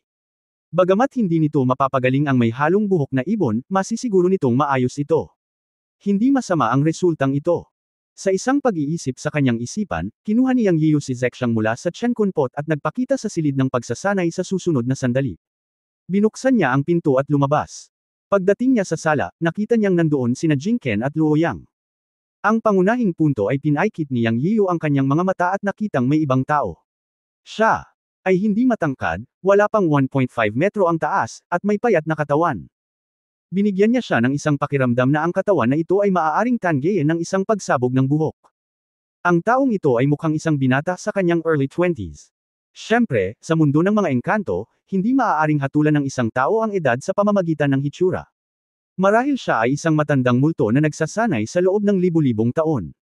Sa tabi niya ay may espadang 3 metro ang haba, na hindi tugma sa hugis ng kanyang katawan. Ngunit dahil dito, nakita ni Yang Yiyo ang taong ito na lubhang kawili-wili. Bukod dito, hindi niya makita ang paglilinang ng kabilang partido. Sa kanyang perception, isa lang siyang ordinaryong tao. Ito ay isang master. Bulong ni Yang Yiyo sa kanyang puso. Munting uncle. Yanzi, wala ka na sa retreat. Tumayo sina Luoyang at Jinken at binati sila. Oo, wala na ako sa retreat. Ngumiti si Yang Yiyo at tumango. Binati din ni Zexang sina Luoyang at Jinken. Habang nagsasalita, patuloy na nakatitig si Yang Yiyo sa binata, na medyo hindi masaya. Ano ang ibig mong sabihin? Ako ay nasa retreat, may 2 babae lamang sa bahay, at ikaw, isang maliit na lalaki, pumunta sa aking bahay. Gayunpaman, sa simula, ang binata ay tila walang mali siya, at pagkatapos tumayo, siya ay nagkusa na hawakan ang kanyang mga kamao at binati siya, ako ay isa sa 4 na pangunahing pamilya sa Chaos Immortal City, Dongfang Family, Dongfang Iron Man, meet Brother Yang. Hindi mo ako kapatid, maling tao ang nakilala ko, walang pakialam na sagot ni Yang, hindi pa rin masaya, ngunit sa isip-isip niya, tila ang taong ito ay isang taong may background, Dongfang Family. Ang apelyido na ito ay medyo kawili-wili. Tila hindi napansin ni Dongfang Iron Man ang walang pakialam na mga salita ni Yang Yio. Si Yang ay labis na hindi nasisiyahan sa kanya sa sandaling ito, kaya pamilyar niyang sinabi, kapatid, huwag kang malungkot. Noong nakikipag-away ka sa taong black market, tinulungan kita. Ako, si Dongfang Iron Man, ay higit na gumagalang sa mga lalaking tulad mo. Naglakas loob kang hamunin ang mga immortal na hari sa unang yugto ng pinaghalong primordial realm. Sa isang salita, ang galing mo. Ay, hindi tama. Ikaw ngayon ay nasa dakilang kasakdalan ng pinaghalong primordial realm. Okay, hindi ako nagkamali. Isa ka talagang henyo. Napakasarap maging kapatid ni Dongfang Iron Man. Kinikilala kita bilang aking kapatid. Halika, ito ang ating unang pagkikita. Nako, yung time na nag-away kayo. Pangalawang beses na ito. Kuya, may regalo ako sayo. Habang nagsasalita siya, ginalaw ni Dongfang Iron Man ang kanyang mga kamay, at lumitaw ang isang magandang puting jade treasure box. Casual niyang binuksan ito, at biglang may lumabas na makulay na halo mula sa puting jade treasure box. Ang buong bulwagan ay napuno ng isang malakas na enerhiya ng diwata, at ito ay napakabango. Sinabi ni Dongfang Iron Man, ito ay isang kakaibang prutas na tinatawag na changeling fruit, na ginawa sa prehistoric forest ng Hanyuan Fairyland. Ito ay lubhang kapakipakinabang para sa pagsira sa mga hadlang. Kapatid, naabot mo na ang rurok ng Hanyuan Great Perfection. Ang changeling fruit na ito ay tiyak na kapakipakinabang. Ito ay isang maliit na regalo bilang paggalang. Kapatid, tanggapin mo ito. Habang nagsasalita siya, isinuot niya ito sa kamay ni Yang Yio nang walang sinasabi. At paano si Yang Yio? Medyo nalilito siya sa mga sandaling iyon. Ano ba ang nangyayari? Ang tanga na ito na tinawag ang kanyang sarili na Dongfang Iron Man ay masyadong. Sa katunayan, ngayong naalala niya na sa labanan noong araw na iyon, tila may nagsalita sa kanya sa karamihan ng mga manunood, ngunit hindi niya ito pinansin. Ito ay tinatawag na Dongfang Iron Man. Isa lang siyang show-off. Tinawag niya ang isa't isa na magkapatid sa unang pagkakataon at nagbigay ng mga regalo. Medyo natarante si Yang Yian nang kunin niya ang kakaibang prutas na ito sa kanyang kamay. Ito ay talagang pambihira. Nag-aral siya ng paraan ng alchemy, kaya natural siyang marunong. Kinuha niya ang kakaibang prutas na ito sa kanyang kamay at dinamay yun. Ang antas ay tila mas mataas kaysa sa espiritual na pitch sa kanyang Chenkun pot. At pinakinggan niya ang mga salita ni Dongfang Iron Man. Ito ay talagang isang kakaibang prutas na bumasag sa hadlang ng paglilinang. Mas malaki pa ang halaga. Hindi ito isang pagmamalabos na sabihin na ito ay isang kayamanan. Ang gayong mahalagang prutas ay ibinigay ng kusa. Ang pagiging pamilyar, pakitang tao, makapal ang balat, at sa wakas ay medyo mapagbigay, ito ang impresyon na ibinigay ni Yang Yian kay Dongfang Iron Man. Siyempre, mas malalim ang impresyon sa kanya ng hitsura ng lalaking ito. Pero, hindi ko alam kung ano ang ibig sabihin ng taong ito sa paggawa nito. Parang walang mali siya. Sa totoo lang, isa itong kakaibang prutas na may mahabang espiritu. Natukso talaga siya. Huminga ng malalim, sa wakas ay ngumiti siyang at sinabing, si Dongfang Daoyu ay bisita. Umupo at mag-usap. Pagkatapos ay sinabi niya kay Jingken, mag-serve ng tsaa. Ah, anong tsaa? Medyo natarante si Jingken nang marinig niya ang mga salita ni Yang Yian. Naalala ni Yang Yian na ito ang Fairyland, at si Jingken ay hindi mula sa Earth. Bagamat napakalaki ng Fairyland, maaaring wala itong tsaa. Kumaibot ang sulok ng kanyang bibig, ngunit may naiisip siyang plano. Kabanata 2056 na pag-imbita sa Eastern Iron Man na mag-tsaa. Bagamat wala siyang masyadong alam tungkol sa Eastern family, alam ni Yang Yian na ang Eastern Iron Man ay nang-ahas na i-claim na isa siya sa 4 na pangunahing pamilya sa Chaos Fairy City. Ang pamilyang Silangan ay dapat na hindi ordinaryong pamilya. Siguro isa talagang malaking pamilya sa Chaos Fairy City. Bukod dito, ang Eastern Iron Man ay nagbigay ng kakaibang prutas at mahabang espiritu. Gusto talaga ni Yang Yian. Ngunit hindi niya ito maaaring hilingin ng wala. Hindi siya naniniwala sa magagandang bagay gaya ng pay na nahuhulog mula sa langit. Ang kabilang partido ay mapagbigay. Hawak niya sa kamay ang kakaibang prutas ng kausap. Naturally, ang kanyang saloobin sa Eastern Iron Man ay kailangang magbago ng kaunti. Hindi siya pwedeng mawala sa kanyang ugali. Nang maghain si Jing Ken ng tsaa, nakalimutan niyang ito ang Fairyland, at walang sinuman mula sa Earth ang sumusunod sa kanya. Ngunit sa isang kisap mata, naisip ni Yang Yian kung sino ang maaaring maghain ng tsaa at magbuhos ng tubig. Siyempre, walang mga maid, ngunit mayroong libu-libong mga immortal na multo. Mayroong libu-libong ghost immortals ni Meng Tian sa Chen Kun Pot. Bawat isa sa kanila ay tunay na tagalupa. Hindi naging mahirap na humanap ng mapapaputol ng tsaa. Sa isang pag-iisip sa kanyang isipan, pumasok si Yang Yian sa Chen Kun Pot at mabilis na nakahanap ng isang ghost fairy na maaaring magputol ng tsaa sa libu-libong ghost fairies. Sa pamamagitan ng isang kaway ng kanyang kamay, isang set ng mga set ng tsaa ang lumitaw sa bulwagan. Shaoli Uzi, ihain ang tsaa. Ang sundalong ito ng ghost fairy na marunong gumawa ng tsaa ay tinawag na Zhao Xiaoliu, at tinawag siyang Shaoli Uzi ni Yang. Nang umalis siya sa mundo, bumili siya ng maraming set ng tsaa at dahon ng tsaa, na lahat ay nakaimbak sa espasyo ng Chen Kun Pot, ngunit hindi pa ito nagamit. Ngayon, sila ay dumating sa madaling gamitin. Siyempre, ang ideya sa kanyang isipan ay hindi niya maaaring hayaang tingnan siya ng Eastern Iron Man. Ikaw, ang Eastern Iron Man, ay mula sa isang malaking pamilya, at ako, Yang, ay hindi mas masama kaysa sa iyo, ngunit. Mabuti, umakyat siya mula sa isang maliit na mundo, hindi mula sa isang malaking pamilya. Gayunpaman, walang tea ceremony sa fairy world, o sa madaling salita, walang tea ceremony sa magulong fairyland, na isang matalas na sandata para ipakita niya sa harap ng Eastern Iron Man. Ang mga tea set at mga profesional na multo sa paggawa ng tsaa ay isang bagong bagay para sa Eastern Iron Man na hindi pa nakikita kung ano ang tsaa. Ang mga bagay na hindi pa nakikita ay palaging magpapakurious at humanga sa mga tao. Ayaw niya lang na minamaliit siya ng Eastern Iron Man. Sa mga tuntunin ng momentum at galaw, alam niyang Yiyo na ang Eastern Iron Man ang nangunguna sa pamamagitan ng pagkuha ng kakaibang prutas, si Changeling. Bukod pa rito, talagang naakit siya sa prutas na Changeling. Kung ang pangungusap na ito ay labanan ng dalawa, matatalo siya. Susunod, kailangan niyang manalo muli ng isang round. Sa orihinal, casual niyang sinabi na ang Jing Ken ay dapat maghain ng tsaa, na isang nakagawiyang pag-uugali. Sino ang nakakaalam na medyo nalilito si Jing Ken, at napagtanto niyang Yiyo na walang ganoong kultura ng tsaa sa ilang lugar sa mundo ng mga engkanto. Tama lang na ilabas ang Kyushu Tea Ceremony para manalo muli ng isang round. Ang dilaw na napakarilag na mesa ng tsaa na halos 3 metro ang haba, ang katugmang taishi na upuan, opisyal na upuan ng sombrero, at 6 na upuan ng sungay ng baka, ang simple at atmospheric na wangwali ebony tea tray, ang 6 na ginoo, lahat sa dilaw, ay mukhang kaaya-aya sa mata, at kumpleto ang master level na purple clay teapot.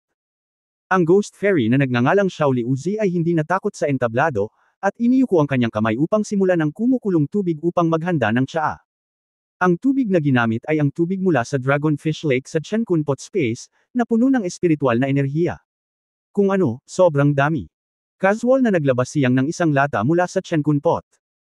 Siya mismo ay hindi alam kung anong uri ng tsaa iyon, ngunit pagkatapos itong buksan ni Shaoli Uzi, nalaman niyang ito ay ang Taipong Hukua, isang sikat na tsaa sa Earth at isa sa nangungunang 10 sikat na tsaa sa Jiusho.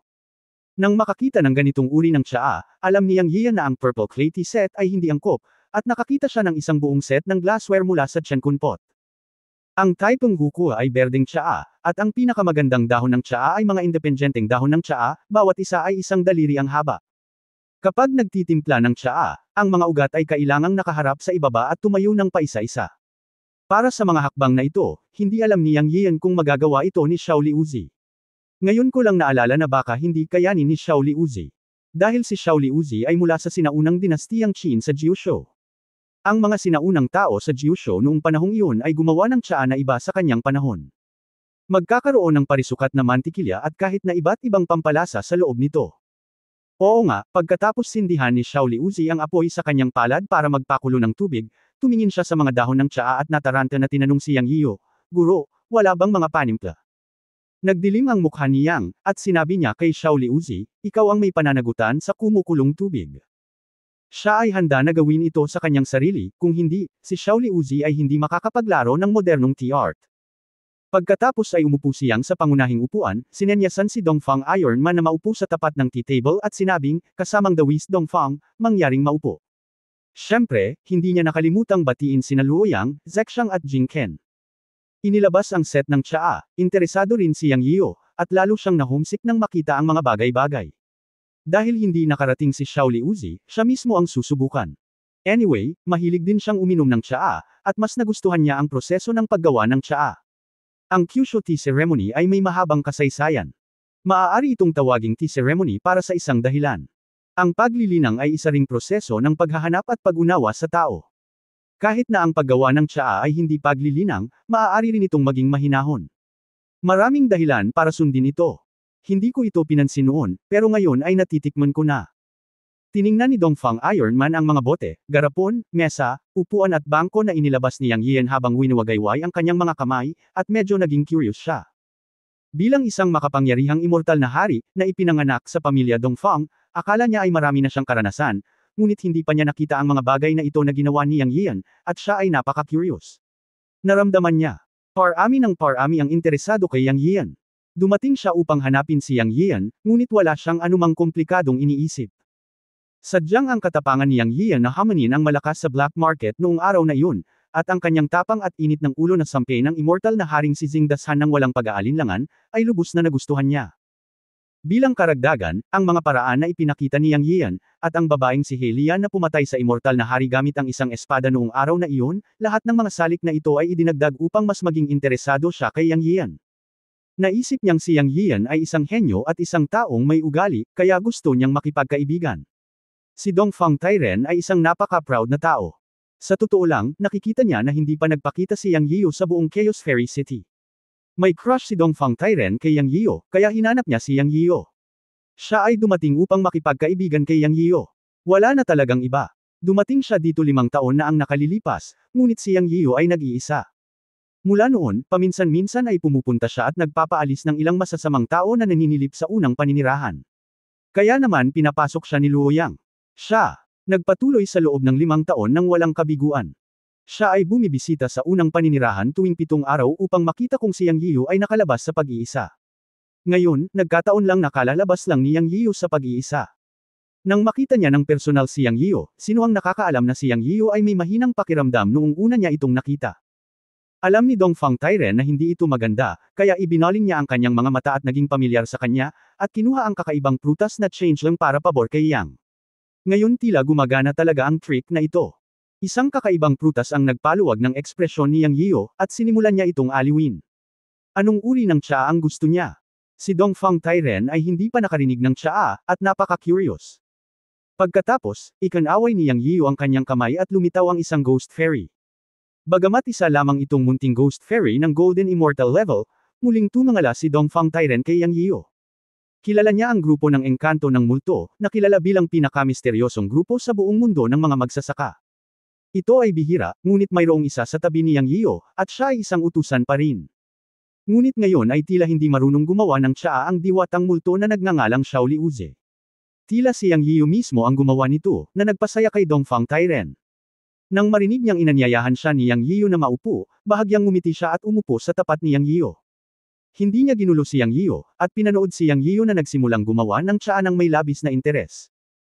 Nakatingin sa kumukulong tubig sa palad ng ghost fairy sa mga kagamitang kristal sa mesa, at si Yang Yiu ay casual na nagbukas ng garapon na naglalaman ng lahat ng mga bagay. Gustong itanong ni Dongfang Tairen kung ano ang mga bagay na ito, ngunit natakot siyang pagtawanan siya ni Yang Yiu dahil sa pagiging ignorante niya, kaya nagpigil siya, ngunit ang kanyang puso ay parang paa ng pusa. Nakita ni Yang Yian ang pagmumukha ni Dongfang Ironman, ngunit ngumiti siya sa kanyang puso at bumulong sa kanyang sarili, "Bata, hahayaan kitang maging isang bumpkin kahit minsan." Sa pag-iisip sa kanyang puso, hindi huminto ang kanyang mga kamay. Naghugas siya ng 6 na basong baso at maingat na naglagay ng mahabang dahon ng hukuati sa mga ito. Siya kumuha ng kumukulong tubig mula kay Shaoli Uzi at nagsimulang magtimpla. Matapos idagdag ang kumukulong tubig, kumalat ang mga dahon ng tsaa at tumayo, at ang mga kasamahan na may puting ambon, ang halimuyak ng tsaa ay kumalat sa buong sala. Dongfang Daoyu, mangyaring uminom ng tsaa. Ibinaba ni Yang Yian ang kumukulong tubig at sinenyasan si Dongfang Ironman na uminom ng tsaa. Sa sandaling ito, nanlaki ang mga mata ni Dongfang Ironman at labis na na-curious. Malinaw, ang tsaa na tinimpla ni Yang Yian ay walang kahit katiting na diwa ng diwata, ngunit ang halimuyak ay pumasok sa kanyang ilong, na nagpaluwas sa kanya. Pagtingin sa napakatindig na dahon sa tasa, napakaganda nito. Kumuha ng isang tasa, ininom ni Dongfang Ironman ang lahat sa isang hininga. Ngunit sa susunod na sandali, nagbago ang kanyang mukha at sinabi niya, "Napakainit." Namula ang mukha niya. Buti na lang at immortal siya, kung hindi ay nasunog ang bibig niya at tumakas. Humagalpak ng tawa si Yang, at muntik nang magsalita ng bumpkin. Pagkatapos ay dumampot siya ng isang tasa ng tsaa, matikas na inilagay sa kanyang bibig, dahan-daang nilasap ang isang maliit na paghigop, pumikit at tumango, tila lasing. Namula si Dongfang Iron Man nang makita niya ang eksenang ito. Naramdaman niya na si Yang Yiyo ay mula sa isang malaking pamilya, isang aristokrata, habang siya ay isang bumpkin. Kabanata 2057 Wu Chanzhen. Pinuno muli ni Yang Yiyan ang tubig para sa Dongfang Iron Man na may ngiti, at nakangiting sinabi, Dongfang Daoyo, ito ay isang espiritual na bagay sa aking bayan, na tinatawag na tsaa. Ang pag-inom ng tsaa ay nangangailangan ng pagtikim. Ang pagtitimpla ng tsaa at pag-inom ng tsaa ay parehong Daoist, at ito ay tinatawag na seremonya ng tsaa. Ang pag-inom ng tsaa ay nakakapagpatahimik din ng isipan at espiritu, nakakatulong sa paglinang ng damdamin, at nakakatulong sa paglinang ng damdamin. Paglilinang ng estado ng pag-iisip. Sa wakas ay natagpuan niyang ang isang pakiramdam ng higit na kahusayan, at nagkaroon siya ng maraming kahulugan sa kanyang mga salita. Sa kabaligtaran, si Dongfang Iron Man at maging sina Luo Yang, Jing Ken, at Zek Xiang ay nakinig ng mabuti at tumatango paminsan-minsan. Medyo kinabahan si Xiao Liuzi dahil personal itong ginagawa ng may-ari ng pamilya na si Yang Yian. Ngunit pagkatapos itong makita, nalaman niyang ang paraan ng paggawa ng may-ari ng tsaa ay ganap na naiiba sa paraan ng kanyang nalalaman tungkol sa paggawa ng tsaa. Hindi na kailangang magdagdag ng anumang pampalasa o mantikilya dito. Ito ay purong dahon ng tsaa na idinagdag sa kumukulong tubig. Gayunpaman, ang mga dahon ng tsaa ay malinaw na naproseso sa isang natatanging paraan. Mabait ang may-ari na binigyan siya ng isang tasa ng tsaa, na ikinatuwa ni Xiao Liuzi. Siya ay nag-aatubili na uminom ng isang tasa ng tsaa, at natikman ito sa bawat paghigop. Siya ang tila pinakamagaling sa pagtikim ng tsaa sa iilang tao. Ang iba pang apat na tao ay nagsimulang tumikim ng tsaa sa tamang paraan sa ilalim ng paliwanag ni Yang, o ang Oriental Iron Man. Pagdating sa ikalawang tasa, ang Oriental Iron Man sa wakas ay natutong amoy at lasa. Pagkatapos ng isang maliit na paghigop, ito ay medyo mapait sa una, ngunit pagkatapos ay puno ng halimuyak at walang katapusang aftertaste. Hindi niya maiwasang purihin ang bagay na ito. Ang tsaa ay talagang kahanga-hanga. Ang pangalan ng seremonya ng tsaa ay totoo nga. Ang proseso ng paggawa ng tsaa at pag-inom ng tsaa ay ang saya. Ang mga banayad na proseso, mula sa malamig na tubig hanggang sa mainit na tubig, at pagkatapos ay sa pagkulo at pagkakatugma sa mga dahon ng tsaa, ay isa pang paraan ng pagbabago. Kahanga-hanga, kahanga-hanga, kahanga-hanga.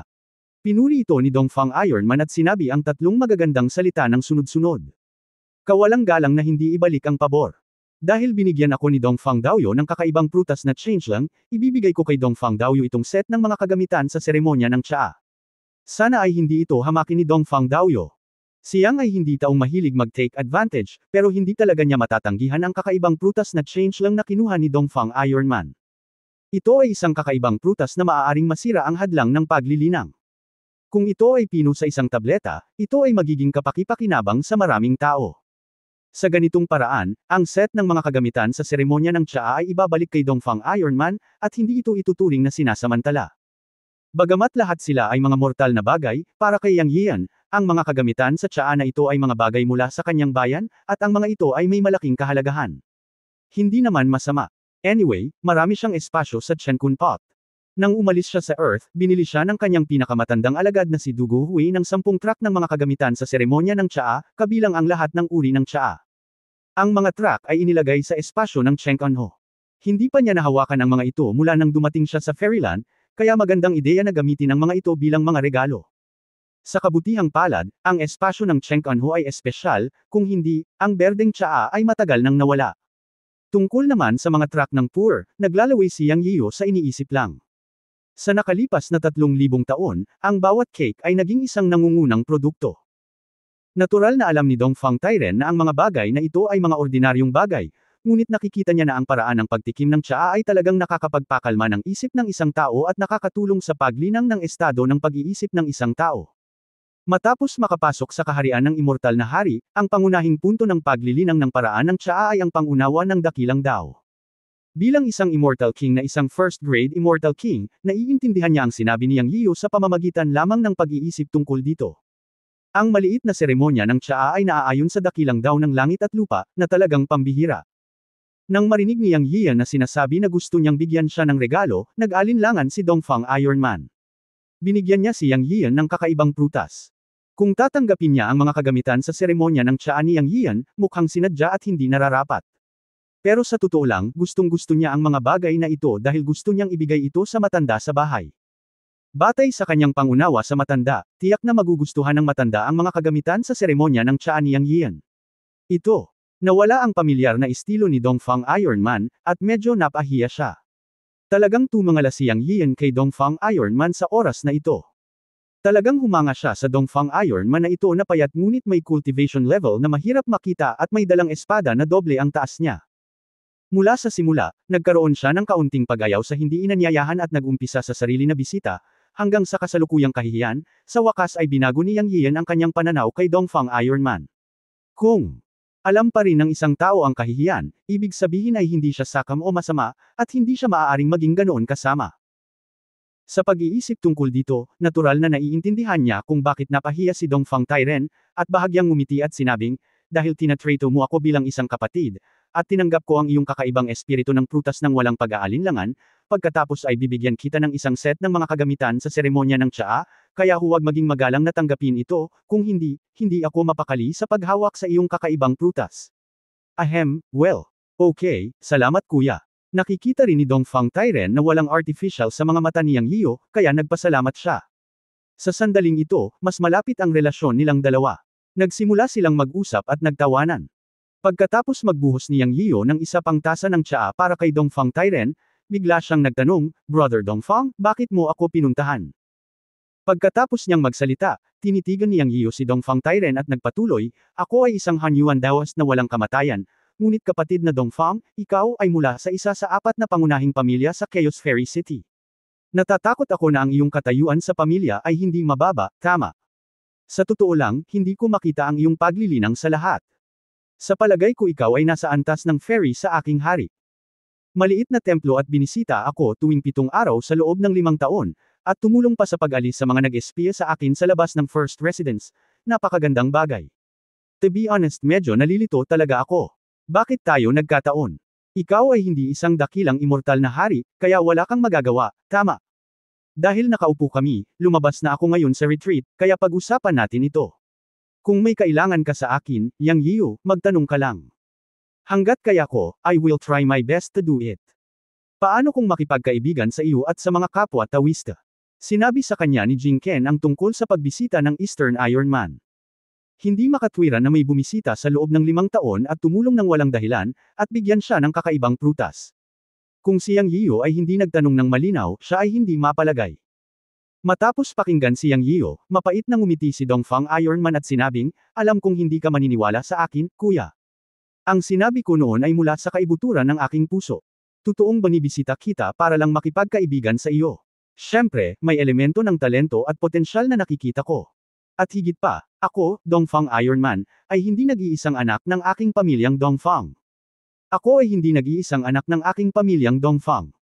Kasama ang matandang lalaki sa pamilya ko simula bata pa ako, at sa totoo lang, love lang ako sa iyo noong araw na iyon. Pagkakita mo sa ugali ni Dongfang Iron Man, gusto ko lang talagang makipagkaibigan sa iyo, at walang ibang intensyon. Kuya, ang feeling ko sa iyo ay parang lalaking umiibig sa babae, at na love at first sight tayo. Gusto ko lang makipagkaibigan sa iyo. Maniwala ka man o hindi, ito ang ibig kong sabihin. Kung mataas ang tingin mo sa akin, Dongfang Iron Man, maging magkaibigan at magkapatid tayo. Kung plano mo talaga ako, Dongfang Iron Man, aalis na ako at hindi na kita guguluhin pa pagkatapos ng araw na ito. Kung tungkol sa larangan ng paglilinang, totoo na ako ay nasa unang yugto ng kaharian ng Immortal King, ngunit ito ay walang kinalaman sa pakikipagkaibigan. Sana wala kayong ibang hindi pagkakaintindihan. Hindi kita hinahanap para gawin mo. Ganon ka-simple. Kung hindi ka naniniwala sa akin, wala akong magagawa. Tinitigan ni Yang Yiu si Dongfang Tairen. Ang kanyang mga mata ay malinaw at walang anumang pagbabago-bago. Hindi siya nagsisinungaling, at naiintindihan niya ito. Katulad ng hindi angkop na paggamit niya ng salitang, love at first sight, baka makita lang talaga niya na compatible siya at gustong makipagkaibigan. Siyempre, may ganoong relasyon sa pagitan ng mga lalaki. Ngunit ito ay hindi pag-ibig sa unang tingin, ngunit ito ay isang pakiramdam ng pagiging pamilyar sa unang tingin. Nang marinig ng lalaking ito na iniluwa ang mga salitang, love at first sight, biglang kinilig siyang at halos mapatalon. Pagkatapos magsalita ni Dongfang Tairen, medyo naintindihan ni Yang Yiu. Ang batang ito ay maaaring ang uri ng mahirap na bata na pinalaki sa pagkabihag at nagsanay ng walang pakikipag-ugnayan sa mga tao mula pagkabata. Hindi nagsisinungaling ang kanyang mga mata. Saglit na nakatitig kay Dongfang Tairen, ngumiti si Yang Yiu at sinabing, "Okay, naniniwala ako sa iyo, at gagawin kitang kaibigan ngayon." Talaga, tuwang-tuwa si Dongfang Iron Man. Ako, Yang Yiu, palaging tumutupad sa aking salita. Mukhang proud na proud si Yang. Tumawa si Dongfang Iron Man, "Hahaha, alam kong hindi ka palalukong tao, okay? Ngayon ay kapatid ka na ng Dongfang Iron Man ko, mula ngayon paprotektahan kita sa magulong lungsod na ito, huwag kang mag-alala, kung ang mga tao ni Wu Chanzhen ay darating para guluhin ka, ako ang unang tutulong sa iyo, hindi ako natatakot." Sumimangot si Yang Yiu, Wu Chanzhen. Narinig niya ang usapan ng pangalang ito nang siya ay aalis noong araw na iyon. Kabanata 2058 Ziman Family Ziman Ching. Si Wu Chanzhen ay isa sa 3 pinakamalakas na immortal sa mundo ng mga engkanto. Siya ay tinatawag na Wu Chanzhen. Bagamat kakaunti ang mga napakalakas na tao sa kaharian ng mga immortal sa buong mundo ng mga engkanto, mayroong higit sa 3. Ang 3 tinutukoy ko ay mga top-level na pag-iral na kilala bilang Chanzhen. Si Wu Chanzhen ay isang magalang na titulo. Ang kanyang apelyido ay Wu. At ang pangalan niya ay Chanzhen. Ang 3 Chanzhen ay mayroong Chanzhen Fairyland sa 9 na langit ng mundo ng engkanto, na matatawag na transcendent na puwersa. Kapatid na lalaki, Wu Yipo at Immortal King Xing Dashan, na pinatay mo noong araw na iyon, ayon sa impormasyong nakuha ko, malaki ang posibilidad na si Wu Yipo ay isa sa maraming inapo ni Wu Chanzhen, ngunit maaaring hindi siya sikat. Ngunit sa ilang kadahilanan, napunta siya sa Chaos Immortal City. Lumipas ang 5,000 taon, at nilikha ang Starlight Black Market. Usap-usapan na ang Starlight Black Market ay puno ng kasamaan, na dalubhasa sa pagnanakaw at pagbebenta ng lahat ng uri ng mga nilalang ng palihim, ngunit walang nangyari. Maaaring may kaugnayan ito sa kapangyarihan sa likod niya. Isang malaking kasiyahan din na patayin ka sa pagkakataong ito, ngunit dahil dito, maaaring ikaw ay nasa malaking problema. Kahit na si Wu Yipo ay hindi sikat na anak ni Wu Chanzhen, siya ay anak din ni Chanzhen. Ngayong pinatay mo na siya, hindi may iwasang magdulot siya ng kaguluhan sa iyo alang-alang sa mukha, kaya dapat handa ka sa pag-iisip. Maingat na sinabi ni Dongfang Tairen kay Yang Yiu ang tungkol sa background ni Xing Dashan at Wu Yipo. Bagamat hindi rin sigurado si Yang Yiu sa pakikinig sa kanyang mga salita, ang salitang ito mula kay Dongfang Tairen ay dapat nakapanipaniwala. Kung totoo nga ang sinabi ni Dongfang Tairen, talagang nag-aalala siya. Ang kaharian ng Immortal Venerable, at ang pinakamataas na pag-iral sa mga Immortal Venerable, ang kapangyarihan nitong Wu Chanzhen ay hindi niya naiisip ngayon. Ang sabihing hindi siya nag-aalala ay isang kasinungalingan. Habang si Yang Yiu ay nawala sa pag-iisip, sinabi ni Dongfang Tairen, "Ngunit huwag kang masyadong mag-alala, kapatid. Si Wu Chanzhen ay isa sa 3 higanti sa mundo ng mga engkanto. Hindi niya personal na haharapin ang isang maliit na magsasaka na tulad mo. Ayon sa aking lolo, sa karamihan ay magpapadala siya ng isang haring walang kamatayan. Ang Immortal Emperor na pumasok sa Chaos Immortal Emperors ay magtatakda rin ng isang paa ng Chaos Immortal Emperor sa Chaos Fairyland. Fairyland, hindi ito papansinin ng mga lokal na puwersa. Bagamat napakagulo ng Chaos Fairyland, hindi naman talaga ito magulo.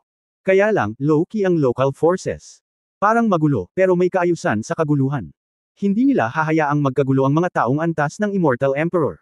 Huwag na nating pag-usapan ang malayo, sabihin mo lang Chaos Fairy City. Kung may papasok na external na Immortal Emperor level, hindi uupo ang ating 4 na pangunahing pamilya. Chaos City na target nito ang mga cultivator na mas mababa sa antas ng Immortal Emperor, ngunit para sa mga nasa itaas ng Immortal Emperor, ang Chaos Immortal Domain ay hindi isang bagay na maaaring tumakbo ng ligaw sa kalooban.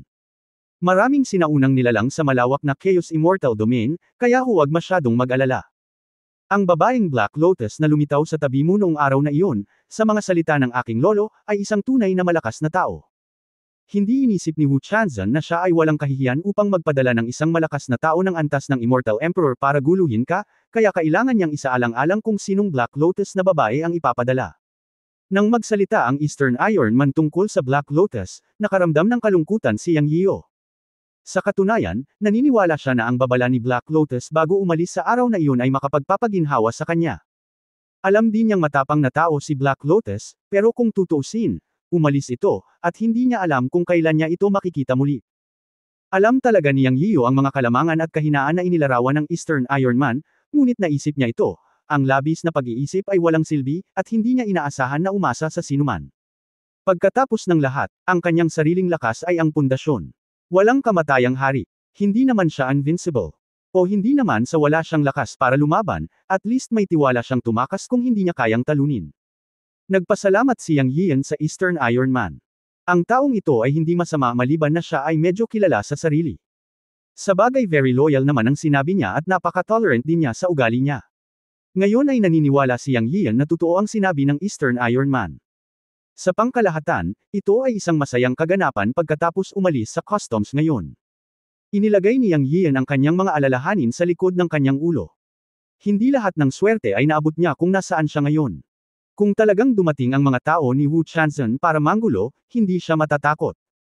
Pagkatapos uminom ng tsaa at makipag-chat sa Eastern Iron Man at malaman ang tungkol sa ilang bagay sa magulong Fairyland, tumayo ang Eastern Iron Man at nagpaalam. Bago umalis, masaya niyang kinuha ang mga kagamitan sa seremonya ng tsaa na ibinigay ni Yang Yian at inanyayahan si Yang Yian na bisitahin ang Eastern family. Tumanggi si Yang Yian sa ngayon. May iba pa siyang dapat gawin. Halimbawa, ipinadala niya ang engkanto ng aswang upang hanapin si Meng Tian. Pagkaalis ng Eastern Iron Man at ang kanyang sariling mga tao na lamang ang natira, iwinagayway ni Yang Yian ang kanyang kamay at lumitaw ang 100 ghost fairies. Hindi na ako nang ahas na magpadala pa, kaya nagpadala ako ng 100 ghost immortals para hanapin ang kinaroroonan ni Meng Tian. Lahat sila ay may mga paraan upang makipag-ugnayan sa isa't isa, at maaari nilang itago ang kanilang mga katawan, na mas maginhawa. Kung napakaraming tao, masama ito. Ang mga immortal na multo ay purong mga katawan ng enerhiya. Kung sila ay tinarget ng isang tao, malamang na sila ay mahuhuli at gagamitin bilang mga kaldero. 100 ghost immortals ay sapat na. Matapos maibigay ang utos, nawala ang 100 ghost immortal sa looban.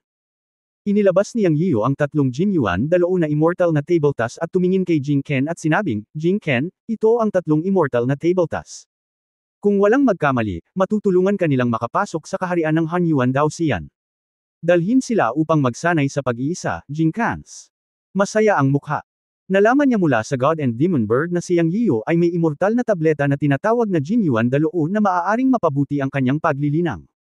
Nang makita niyang inilabas ito ni Yang Yiu, iniunat niya ang kanyang kamay upang kunin ito at mahinang nagpasalamat sa kanya bago mag-ensayo sa pag-iisa.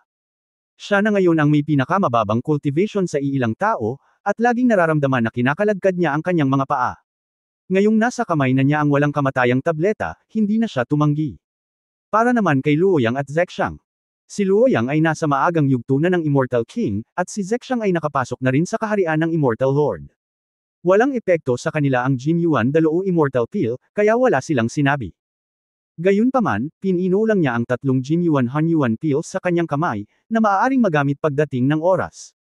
Gayunpaman, may kamalayan ng demonyo sa katawan ni Luoyang, kaya hindi nang ahas si Yang Yiu na bigyan siya ng tableta ng madali.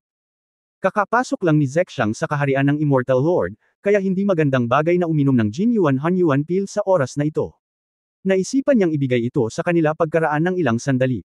Siya ay nasa pag-iisa sa loob ng halos 5 taon, na hindi masyadong maikli o masyadong mahaba. Gusto ni Yang Yiu na mamasyal, at kailangan din niya ng pagkakataon na maapektuhan ang kaharian ng Immortal Lord. Sinabi niya kina Zexang at Luoyang, gusto kong lumabas para mamasyal. Gusto mo bang magsanay sa bahay o sumama sa akin? Magkasama. Sabay na sabi ng mga bata. Kung gayon, sabay na tayo.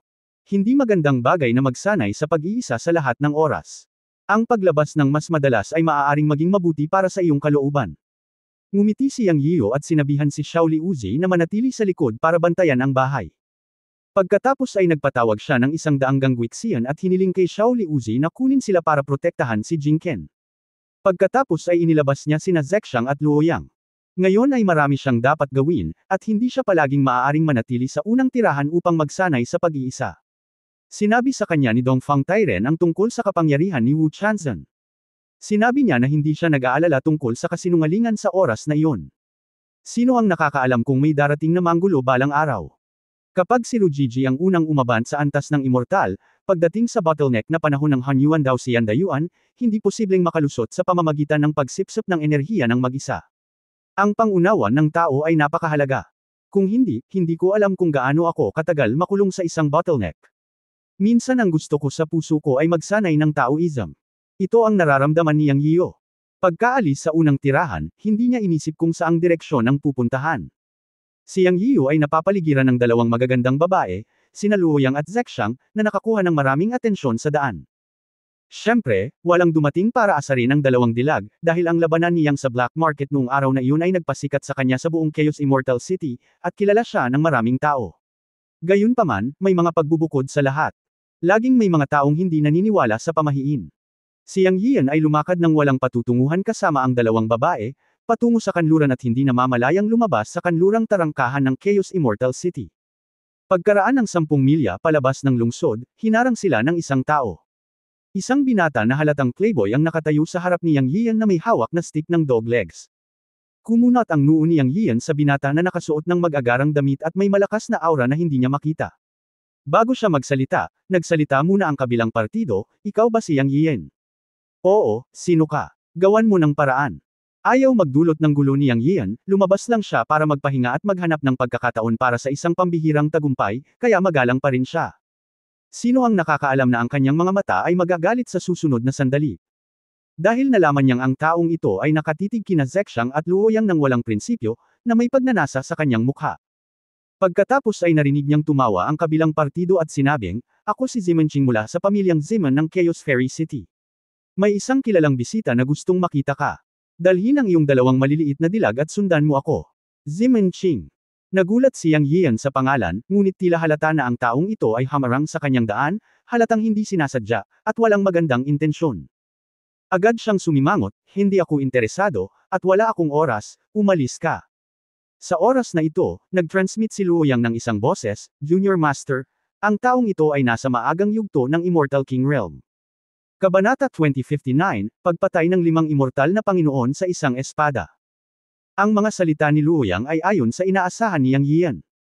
Ang mga hindi niya nakikita ngayon ay lampas na sa kaharian ng mga Immortal Lord.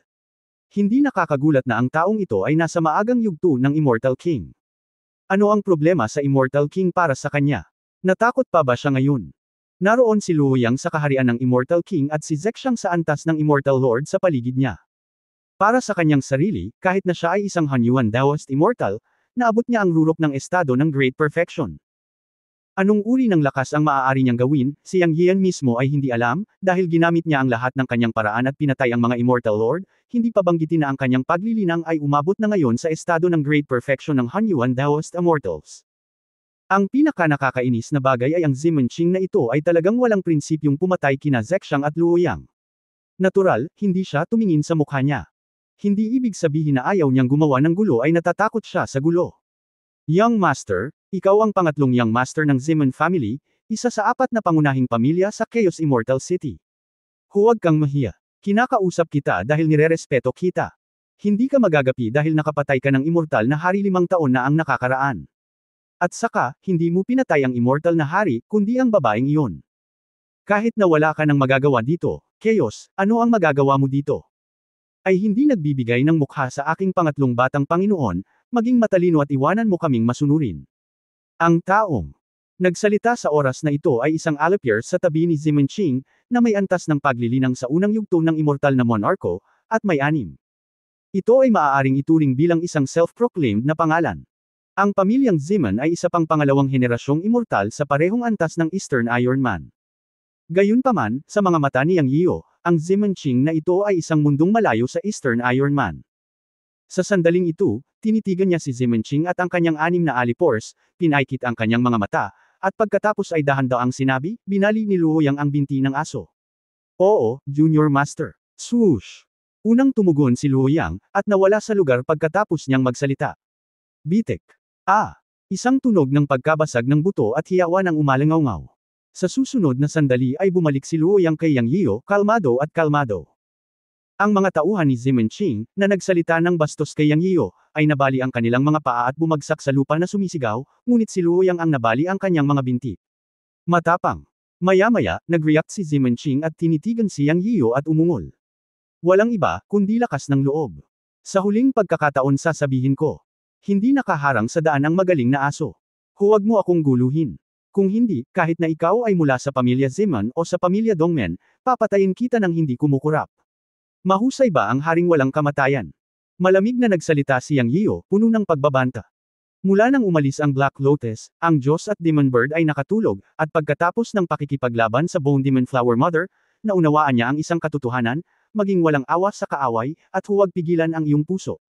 Dahil may naghahanap ng gulo, pagkatapos ay alisin ang gulo. Siyempre, kaharap si Zimenching, mayroon na siyang lakas na magsalita, dahil si Luo Yang ay isa ring immortal na hari, at isang pambihirang immortal na hari. Ang lahat ay nakabatay sa lakas. Tungkol naman sa pananakit sa pamilya Zimen. Wala na ang bagay na ito.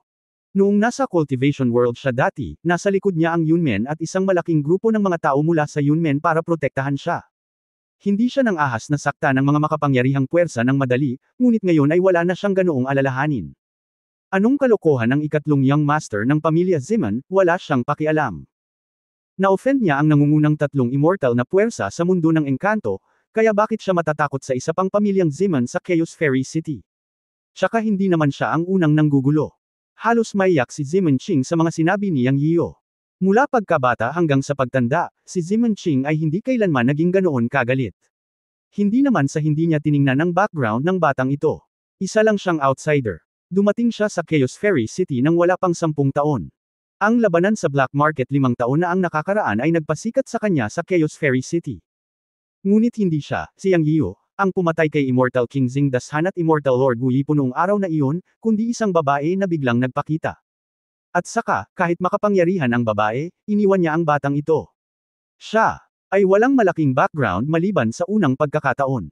Kahit na may background siya, ano ang mahalaga? Ito ang Chaos Immortal City, at ito ay nasa kanluran ng Chaos Immortal City. Ito ang teritoryo ng pamilya nila Zimen. Gaano man kalakas ang kanilang background, hindi sila natatakot. Sina Xing Dashan at Wu Yipo, na pinatay ni Yang Yian, ay natural na hindi ordinaryong immortal. Sila ang ika-11 anak ni Wu Chanzhen, isa sa 3 higanti sa immortal na mundo. Kahit na si Wu Yipo ay isang marginal na tao sa pamilya, siya ay anak din ni Chanzhen. Ngayon, ang kilalang panauhin na tinatanggap ng kanilang pamilyang Zimen ay mula sa Wuzhen Immortal Domain. Siya ay isang makapangyarihang immortal na hari na ipinadala ng ina ni Wu Yipo. Bagamat siya ay ipinadala ng ina ni Wu Yipo, kinakatawan niya si Wu Chanzhen mula sa isang tiyak na pananaw. Ang isa sa kanilang mga ninuno sa pamilya Zimen ay nagkaroon ng magandang relasyon kay Wu Chanzhen. Sa pagkakataong ito, natural na hiniling ng mga tao mula sa Wuzhen Immortal Domain sa pamilya Zimen na maunawaan ang sitwasyon. Para sa pamilya Zimen, ang pagkakaroon ng relasyon sa Wuzhen Immortal Domain ay isang bagay na matagal na nilang hinahanap, kaya sa pagkakataong ito siya ang nagkusa na hilingin kay Yang Yian na pumunta. Gayunpaman, ayon sa kanyang intensyon, maaari na lang niyang patayin si Yang Yiyo at iyon na ang katapusan ng usapin. Maaaring dalhin lamang ng kagalang-galang na panauhin ang bato ni Yang Yiyo sa ina ni Wu Yipo at iyon na lang. Ngunit ayon sa intensyon ng Immortal King, gusto pa rin niyang makilala si Yang Yiyo. Ngayon ay tila may kinalaman ito sa babaeng tinawag ang kanyang sarili na Black Lotus noong araw na iyon. Bagamat hindi pumunta si Zimenching sa pinangyarihan ng labanan sa black market 5 taon na ang nakararaan, hindi mahirap para sa pamilya Zimen na malaman ang mga detalye. Kaya ngayon siya ay dumating upang dalhin si Yang Yiyo upang makita ang Immortal King sa harap ng Immortal Realm ni Wu Zun. Kung pag-uusapan, ang Immortal King ay ang nakatatandang kapatid ni Xing Dashan at isang makapangyarihang late Immortal King. Naisip niya na kung babanggitin niya ang pangalan ng pamilyang Zimen, susundan siya ni Yang Yiyo ng masunurin. Sinong mag-aakala na napakasungit ng batang ito kaya pinagbantaan siya at pinatay ang kanyang mga tauhan? Ano siya? Hindi ko inaasahan na ang babaeng katabi ni Yang Yiyo ay isa ring immortal na hari, na may parehong kaharian sa kanya at ang antas ng cultivation ng unang immortal na hari. Sa oras lamang na ito naramdaman ni Zimenching na medyo mahirap ang sitwasyon, ngunit ngayon ay kailangan niyang kunin muli si Yang Yiyo at ibigay siya sa kilalang panauhin, ang haring walang kamatayan, kung hindi ay kutsain siya ng mga nasa pamilya. Ngunit ang mga nangako na pabagsakin si Yang Yiyo ay magiging katatawanan kung hindi nila ito gagawin. Kahit na ang mga immortal na hari ay nangako sa kanya na dadalhin nila siya sa Wuzhen Immortal Realm para sa cultivation pagkatapos ng tagumpay. Ang Wuzhen Immortal Realm ay ang nangungunang immortal na kaharian sa buong immortal na mundo, isang makapangyarihang immortal na kaharian sa kabila ng mundo, na may hindi mabilang na malalakas na tao, at iba't ibang mahiwagang kasanayan upang matutunan. Sino ang hindi gustong pumasok sa Wuzhen Immortal Realm? Sa pag-iisip nito, pinaikit ni Zimenching ang kanyang mga mata, at isang top-grade na immortal na sandata na bloodthirsty hulo ang lumitaw sa itaas ng liwanag sa kanyang kamay. Isa ito sa mga kayamanan ng pamilya nila Zimen. Kung hindi siya ang pinakamamahal na apo ng matanda sa bahay, ang walang kamatayang sandata na ito ay hindi darating sa kanyang mga kamay at bihira niya itong gamitin, ngunit ngayon ay kailangan niyang ilabas. Dahil may immortal na hari si Yang Yiyo sa tabi niya. Para naman kay Yang Yiyo at sa ibang babae, hindi niya talaga sila sineseryoso. Ang isa ay isang Hunyuan Great Perfection at ang isa ay isang Demon Cultivator sa maagang yugto ng Immortal Lord. Mayroong 5 dakilang immortal na monarch sa paligid niya, 2 sa kanila ay mga immortal na monarch na may mahusay na pagiging perpekto, at ang 3 pa ay pawang mga immortal na monarch sa huling yugto ng cultivation, na sapat na para harapin sila. Hulihin mo sila para sa akin. Umungol at nagutos si Zimenching, at kasabay nito ay kumilos siya, tinutukan si Luoyang. Ang 5 immortal ay sumugod kay Yang Yiu at Zexang. Sigurado ka bang mapapatay mo siya? Tanong ni Yang Yiu na may singkit na mga mata. Naunawaan ni Luoyang na sinadya ni Yang Yiu na harapin niya si Zimenching, at mahinang sinabi, huwag kang mag-alala, Junior Master. Umiwas si Luoyang at sumugod patungo kay Zimenching. Sa sandaling ito, hahakbang na sana si Zexang para harapin ang 5 immortal, ngunit pinigilan siya ni Yang Yiu, na nagsabing, Zexang, sandali, ako na ang bahala sa 5 taong ito. Natigilan si Zexang, at tumingin kay Yang Yiu, at nalaman na hindi nagbibiro at seryoso si Yang Yiu. Sa kanyang opinyon, kahit na umunlad ang paglilinang ni Yang Yiu, siya ay nasa kaharian pa rin ng Hunyuan Daoxian, at hindi ganoon kadaling makitungo sa 5 immortal. Ngunit alam din niya na si Yang Yiu ay hindi isang walang ingat na tao, at hindi pinabulaanan ang kanyang mukha, ngunit sinabi lang, mag-ingat. Ngunit nag-iisip tungkol sa pagkilos anumang oras. Tumango si Yang Yian, lubos na kumpiyansa. Nagawa niyang patayin ang Immortal Lord sa black market noong araw na iyon. Ngayong naabot na niya ang Great Perfection ng Hunyuan Daoxian, at nasanay na ang paraan ng pagkontrol sa espada na itinuro ni He Lian, kumpiyansa siya sa pagharap sa 5 Immortal Lords, at gustong subukan ang kanyang unang sword control. Sa isang kisap mata, ang 5 Immortal Lords ay lumapit sa loob ng 10 metro. Gumalaw ang puso ni Yang Yian, at ang Dragon Slaying Sword ay umungol, lumabas sa kanyang katawan, at lumutang. Sinabi ni Yang Yian, kontrolin ang espada upang putulin ang tubig, putulin, as. Ang mga salita ay nahulog, isang spell ang lumabas sa kanyang kamay at itinuro. Ang lugar kung saan itinuro ang isip ay ang lugar kung saan pumutol ang Dragon Slaying Sword. Nalampasan nito ang bilis ng kidlat, at ang Dragon Slaying Sword ay naging Silverlight at biglang nawala. Ang hanay ng pagkontrol sa espada ay 100 metro, at sa loob ng 100 metro, ang lahat ay nasa abot ng Dragon Slaying Sword. Ang isang selyo ng kamay, isang salita ng pagputol, ay nahulog. Sa sumunod na sandali, umalangaw ang mga hiyawan, wala na, hindi bababa sa 5 hiyawan, halos magkasabay. Nanlaki ang mga mata ni Yang Yiu. Naisip lang niyang patayin ang 5 immortal na nasa isip niya. Nang kontrolin niya ang espada, hindi niya inaasahan na ang kapangyarihan ay lampas sa kanyang imahinasyon. Sa kanyang isip, kontrolado niya ang espada upang patayin ang dragon, at ito ay naging isang gumagala na kidlat. Sa isang iglap, tumagos ito sa katawan ng 5 immortal. Ito ay hindi nasisira at pinatay ang 5 immortal sa isang kisap mata. Whoosh! Ang Dragon Slaying Sword ay bumalik at lumutang sa kanyang harapan, gumawa ng humuhuni.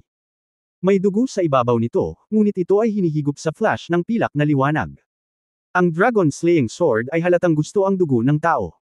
Sa sandaling ito, ang buhay ng espada ay nagpapasaya. Kinokontrol ang espada at pinatay ang 5 immortal. Ang umiinom ng dugo na Dragon Slayer ay mas malakas kaysa sa iyong mapaniwalaan. O baka ito ang paraan ng pagkontrol sa espadang itinuro ni He Lian na masyadong abnormal. Kabanata 2060, 3,000 espada na pinagsama-sama ng intensyon. Sinanay niya ang paraan ng pagkontrol ng espada na itinuro ng itim na lotus. Sa Qiankun Pot Space lang niya ito na-practice at hindi pa niya ito ginamit. Ngayon tila ang pagpatay sa walang kamatayang hari gamit ang espada ay kasingdali ng paghiwa ng repolyo. Makapangyarihan talaga. Sa sandaling ito, kaharap ang Immortal King na si Yang Yian, mayroon din siyang kumpiyansa na lumaban, marahil ay hindi na niya kailangang tumakbo. Sa katunayan, nang walang impluensya ng Black Lotus, nagsimulang ipakita ng kanyang Yuan Shen ang kanyang talent advantage. Ang kanyang pundasyon ay maraming beses na mas malakas kaysa sa iba, at normal para sa kanya na lumaban sa mga antas ngayon. Ito ay naaayon sa kanyang perpektong pundasyon. Sa paraan ng pagkontrol ng espada, hindi siya magagapi sa parehong kaharian, at maaari niyang patayin ang walang kamatayang hari sa ilang segundo. Mayroon bang mas nakakapreskong kaysa dito? Hindi. Haha. Pagkatapos ay ibinaling ni Yang Yian ang kanyang ulo at tumingin sa kabilang panig, ngunit medyo nagulat siya. Nakita niyang hindi pinabagsak ni Luoyang si Zimenching. Hindi lamang siya ay hindi niya ibinaba, ngunit siya ay pinigilan ni Zimenching ng mahina, na mukhang napaka-passive. Ito ay sinabi na ang lakas ni Luoyang ay hindi dapat magkaroon ng problema sa pagpapabagsak kay Zimenching, ngunit ngayon ay tila hindi ito ang kanyang inaakala. Nang hindi nagmamadaling umatake, nag-observe si Yang Yian saglit, ngunit nalaman niyang may malaking problema sa sandata ng Bloodgourd Fairy sa kamay ni Zimenching. Si Luoyang ay dehado sa pagharap kay Zimenching, at sa mas malaking lawak ito ay dahil sa sandata ng engkanto ng dugo sa kamay ni Zimenching. Sa mga mata ni Yang Yian, napagmasdan niya na sa tuwing nalulupig ni Luoyang si Zimenching sa mga tuntunin ng mana, ang sandata ng engkanto ng dugo sa kamay ni Zimenching ay duguan at nag-backfire kay Luoyang, at tila hindi nahawakan ni Luoyang ang Bloodgourd Bloodlight ng Bloodgourd ni Zimenching, at palaging umiiwas sa unang pagkakataon. Kahit na sa tuwing umaatake si Luoyang, talagang nalulusaw siya pagkatapos matabyunan ng liwanag ng dugo. Ang masamang sandata ng engkanto ng dugong lang. Ipinaalala rin ito kay Yang Yian ang ilang talaan tungkol sa mga katangian ng mga sandata ng engkanto. Ang ilang mga sandatang engkanto ay may likas na katangian at napakalakas. Ang ganitong uri ng sandatang engkanto ay isang nakahihigit na sandata ng engkanto. Kung nakatagpo mo ito sa parehong antas, tiyak na magdurusa ka. Matapos manood ng ilang sandali, nawala ng interes si Yang Yian, ngunit gusto niyang subukan kung makatiis ang Bloodgourd ni Zimenching sa kapangyarihan ng kanyang espada kapag nakasalubong nito ang kanyang Dragon Slaying Sword. Gumamit siya ng kamay, go. At kontrolado ng isip ang Dragon Slaying Sword para lumipad patungo kay Zimenching. 70 o 80 metro ang layo, si Zimenching, bilang isang immortal na hari, ay may malakas na pakiramdam ng pangunawa. Naturally, siya ang unang nakatuklas na pinatay ni Yang Yiu ang kanyang 5 dakilang immortal. Ang kanyang puso ay nasa kaguluhan. 5 dakilang immortal ang napatay sa isang segundo gamit ang isang espada. Ang ganitong paraan ay hindi isang bagay na maaaring gawin ng isang Hanyuan Daoist. Kahit na siya, isang immortal na hari, ay hindi magagawa ito. Ipinaalala rin ito kay Zimenching ang mga chismis tungkol kay Yang Yiu sa black market 5 taon na ang nakararaan. Sinasabing pinatay ng isang babaeng nakaitim ang walang kamatayang haring si Xing Dashan gamit ang isang espada, na may mahusay na momentum at kapangyarihan. Malinaw, ito ay isang mahusay na paraan ng pagkontrol sa espada. Ang paraan ng pagkontrol ng espada ni Yang Yiu ay tiyak na itinuro ng babaeng nakaitim. Grabe, medyo natakot si Zimenching sa sandaling ito. Bigla rin niyang naintindihan kung bakit ang panauhin ng Immortal King na pumunta sa kanyang bahay ay hindi nagsabi na patayin si Yang Yian ng direkta, ngunit hiniling sa kanya na dalhin si Yang Yian upang makita siya. Maaaring may dalawang dahilan. Ang isa ay ang mag-alala tungkol sa babaeng nakaitim, at ang isa ay upang malaman ang paraan ng paglipad ng espada mula kay Yang Yian. Anyway, anuman ang dahilan, si Zimenching ay natakot sa sandaling ito. Matapos patayin ni Yang Yian ang 5 immortal, dinurog niya ang anteng-anteng sa komunikasyon ng pamilya. Ngayon, naramdaman niyang hindi niya mapigilan si Yang Yian. Ang mensahe ay ipinadala pabalik upang humingi ng tulong, at ang isa ay upang hayaan kung sinong walang kamatayang hari ang dumating upang personal na lutusin ito. Sa sandaling ito, lubos niyang naramdaman na sa wakas ay nagpalipad si Yang Yian ng espada laban sa kanya. Si Zimenching ay walang malay na may malamig na pawis sa kanyang noo. Hindi niya alam kung mapipigilan niya si Yang Yian sa paglipad ng espada. Ang dugong lang sa kanyang kamay ay biglang nagudyok, at isang malaking dami ng ambon ng dugo ang agad na bumabalot sa kanyang buong katawan. Ang bibig ng Lang ay lumingon kay Yang Yian at nagpalipad ng espada. Pagkatapos ng lahat, siya ay nasa kaharian ng Immortal King, at mayroong isang antas na mas mataas kaysa sa Immortal King. Kahit na ang lumilipad na espada ni Yang Yian ay mas mabilis kaysa sa kidlat, siya ay nahuli pa rin niya. Boom! Isang mapurol na tunog ang narinig. Nanliit ang mga mata ni Yang Yian, kitang-kita niya na ang Bloodgourd ni Zimenching ay nagbuga ng maraming ambon ng dugo ngunit nakaharang sa kanyang espada. Sa pagkakataong ito, talagang nagulat si Yang Yian. Hindi kaya mas advanced ang Bloodgourd ni Zimenching kaysa sa kanyang Dragon Slaying Sword. Ito ay malamang na hindi naisip ito.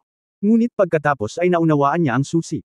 Hindi dahil ang sandata ng engkanto ng dugo ni Zimenching ay mas mataas kaysa sa kanyang Dragon Slaying Sword, ngunit ang pagkakaiba sa pagitan nila ay nasa larangan ng paglilinang. Kahit na ang mga artifact kung minsan ay makapangyarihan at maaaring mapahusay ang kapangyarihan ng bata, ang saligan ay ang may hawak ay dapat munang magkaroon ng malakas na lakas ng paglilinang upang maglaro nito. Ang mga katangian ng mismong artifact, ito ay katulad noong ginamit niya ang Dragon Slaying Sword dati. Alam niya na ang Dragon Slaying Sword ay makapangyarihan, ngunit hindi sapat ang kanyang sariling lakas sa paglilinang, at hindi pa rin niya kayang gampanan ang kapangyarihan nito. Ang dahilan kung bakit nalalabanan ni Zimenching ang kanyang Dragon Slaying Sword ay dahil kaya niyang gamitin ang lahat ng kapangyarihan ng sandata ng Bloodgourd Fairy sa kanyang kamay. Sa kasong ito, normal na mablock ang kanyang espada. Bukod dito, mayroong halos malaking puwersa ng langit at lupa na nagtitipon sa paligid ng Zimenching. Ito ang kapangyarihan ng immortal na hari. Itinaas niya ang kanyang kamay at tinipon ang puwersa ng langit at lupa mula sa lahat ng direksyon tungo sa isang bagay na halos malaki, na ginamit niya upang basbasan ang kanyang sariling lakas at mga kasangkapan upang madagdagan ang kapangyarihan ng langit at lupa sa labanan. Ang puwersa ng langit at lupa na kanyang pinakilos ay lubhang nakakatakot. Nagkaroon din ng dakilang kalakaran ng langit at lupa. Ang ganitong paraan ay hindi isang bagay na maipapakita niya. Ang mga ito ay natatangi sa mga matataas na antas na magsasaka. Si Luoyang ay mayroon ding ganoong momentum at kapangyarihan, ngunit wala siyang nakahihigit na walang kamatayang kasangkapan, ang Blood Gourd ni Zimenching, kaya siya ay pinigilan ni Zimenching. Nagawa ni Yang Yiyan na atakehin si Zimenching at ginawa siyang nalilito dahil sa kanyang superior sword control. Tulad ng kanyang mahiwagang kapangyarihan, ito ay makapangyarihan. Gamit ang kapangyarihan ng Dragon Slaying Sword, siya, isang daos na walang kamatayan na may mahusay na pagiging perpekto, ay maaaring pumatay ng isang walang kamatayang hari na isang buong kaharian na mas mataas kaysa sa kanya. Ngayon ay maaari na niyang labanan ng isang makapangyarihang immortal na hari. Siyempre, ang pinakamalaking kalamangan ay nakaya niyang kontrolin ang espada mula sa malayo, na nagbawas ng maraming panganib at pinahintulutan siyang kontrolin ang espada at patayin ang kalaban sa kalooban. Sinanay din ni Luoyang ang paraan ng walang kamatayang espada at kayang kontrolin ang lumilipad na espada, ngunit ang kanyang 6 na lumilipad na espada ay nawasak noong huling pagkakataon. Ngayon ay nakikipag-away siya kay Zimenching sa parehong kaharian, kaya hindi nakakagulat na siya ay pinigilan ni Zimenching na may hawak ng Blood Gourd. Bagamat hinarang ni Zimenching ang kanyang sword control attack, si Yang Yiyan ay mayroon pa ring malaking tsansa na manalo. Nang matauhan siya, naisip niya na hindi siya matamaan ng Dragon Slaying Sword at muling lumipad. Ito ay tulad ng isang bulalakaw ng kidlat, napaka-espiritual, at maaaring umatake kay Zimenching mula sa anumang anggulo at anumang direksyon. Ang dulot niya ay panliligalig. Hanggat maabala niya si Zimenching, ang kanyang layunin ay makakamit. Kung gagawa tayo ng pagkakataon para kay Luoyang, maniniwala tayo na sapat ang lakas ni Luoyang para pabagsakin si Zimenching. Ang isa sa kanila ay sumalakay mula sa malayo, at ang isa ay nakipaglaban sa malapit na labanan. Sa Tacit Cooperation, si Zimenching, isang master sa unang yugto ng Immortal King, ay sumakit din ang ulo at ang kanyang mukha ay nagbago ng husto. Dahil sa kalooban, ang Dragon Slaying Sword ay umuinggong at umatake muli. Boom boom boom. Si Yang Yiyan ay naglaslas ng 10 espada mula sa lahat ng anggulo sa isang hininga, at pagkatapos ay huminto. Siya, kailangang huminto. Nagsimulang umindayog ang kanyang katawan. Bagamat makapangyarihan ang paraan ng pagkontrol sa espada na itinuro ni He Lian, naubos nito ang labis na bahagi ng kanyang kaluluwa, na nagpapahina sa kanyang ulo at nauubos ang karamihan sa kanyang mana. Inaalala ang Dragon Slaying Sword, medyo nanlumo si Yang Yiyan. Naglaslas siya ng 10 espada sa isang hininga, ngunit hindi pa rin niya nagawang saktan si Zimenching. Ang buong katawan ni Zimenching ay natatakpan ng ambon ng dugo na nagmumula sa Blood Gourd. Ang dugong lang sa kanyang kamay ay kumikinang sa dugo, at mahina mong nakikita ang mga inscription na dumadaloy, na halatang hinihimok sa sukdulan. Bagamat hindi nasaktan si Zimenching ng kanyang 10 atake ng espada, pinutol din nila ang karamihan sa mga ambon ng dugo, na halatang mas manipis at umindayog. Ito, sapat na upang makamit ang antas na ito, dahil lumikha siya ng pagkakataon para kay Luoyang. Sa parehong kaharian, natalo si Luoyang sa magic weapon. Sa oras na ito, niyugyug ni Yang Yiyo ang Blood Gourd ni Zimenching. Sinamantala ni Luoyang ang pagkakataon at gumawa ng hakbang sa isang iglap. Ang isip ay ang espada, 3,000 paraan ng espada, basagin ito para sa akin. Nang sumigaw si Luoyang, ibinuka niya ang kanyang mga kamay habang sumasayaw gamit ang 2 kamay. Matapos matipon ang magic power, lumitaw ang 3,000 magic flying swords. Sa liwanag, namuo sila at agad na pinutol ang 3,000 espada ni Zimenching. Ito pa rin ang tibak ng puso na pinalapot ng isip, ngunit ito ay isang tibak na may mataas na antas. Tiningnan ito ni Yang Yiyo at pinag-isipan ito, at nakakuha ng kaalaman. Hindi niya inaasahan na ang Swordway ay magagamit sa ganitong paraan. Akala niya hindi niya magagamit. Ito ay isang espada ng pag-unawa sa paraan ng espada, na talagang iba sa mahiwagang kapangyarihan. Ang kapangyarihan ay hindi maliit. Nakita ko si Luoyang na naghahanda ng hakbang na ito noon pa. Matagal na niyang pinaghandaan.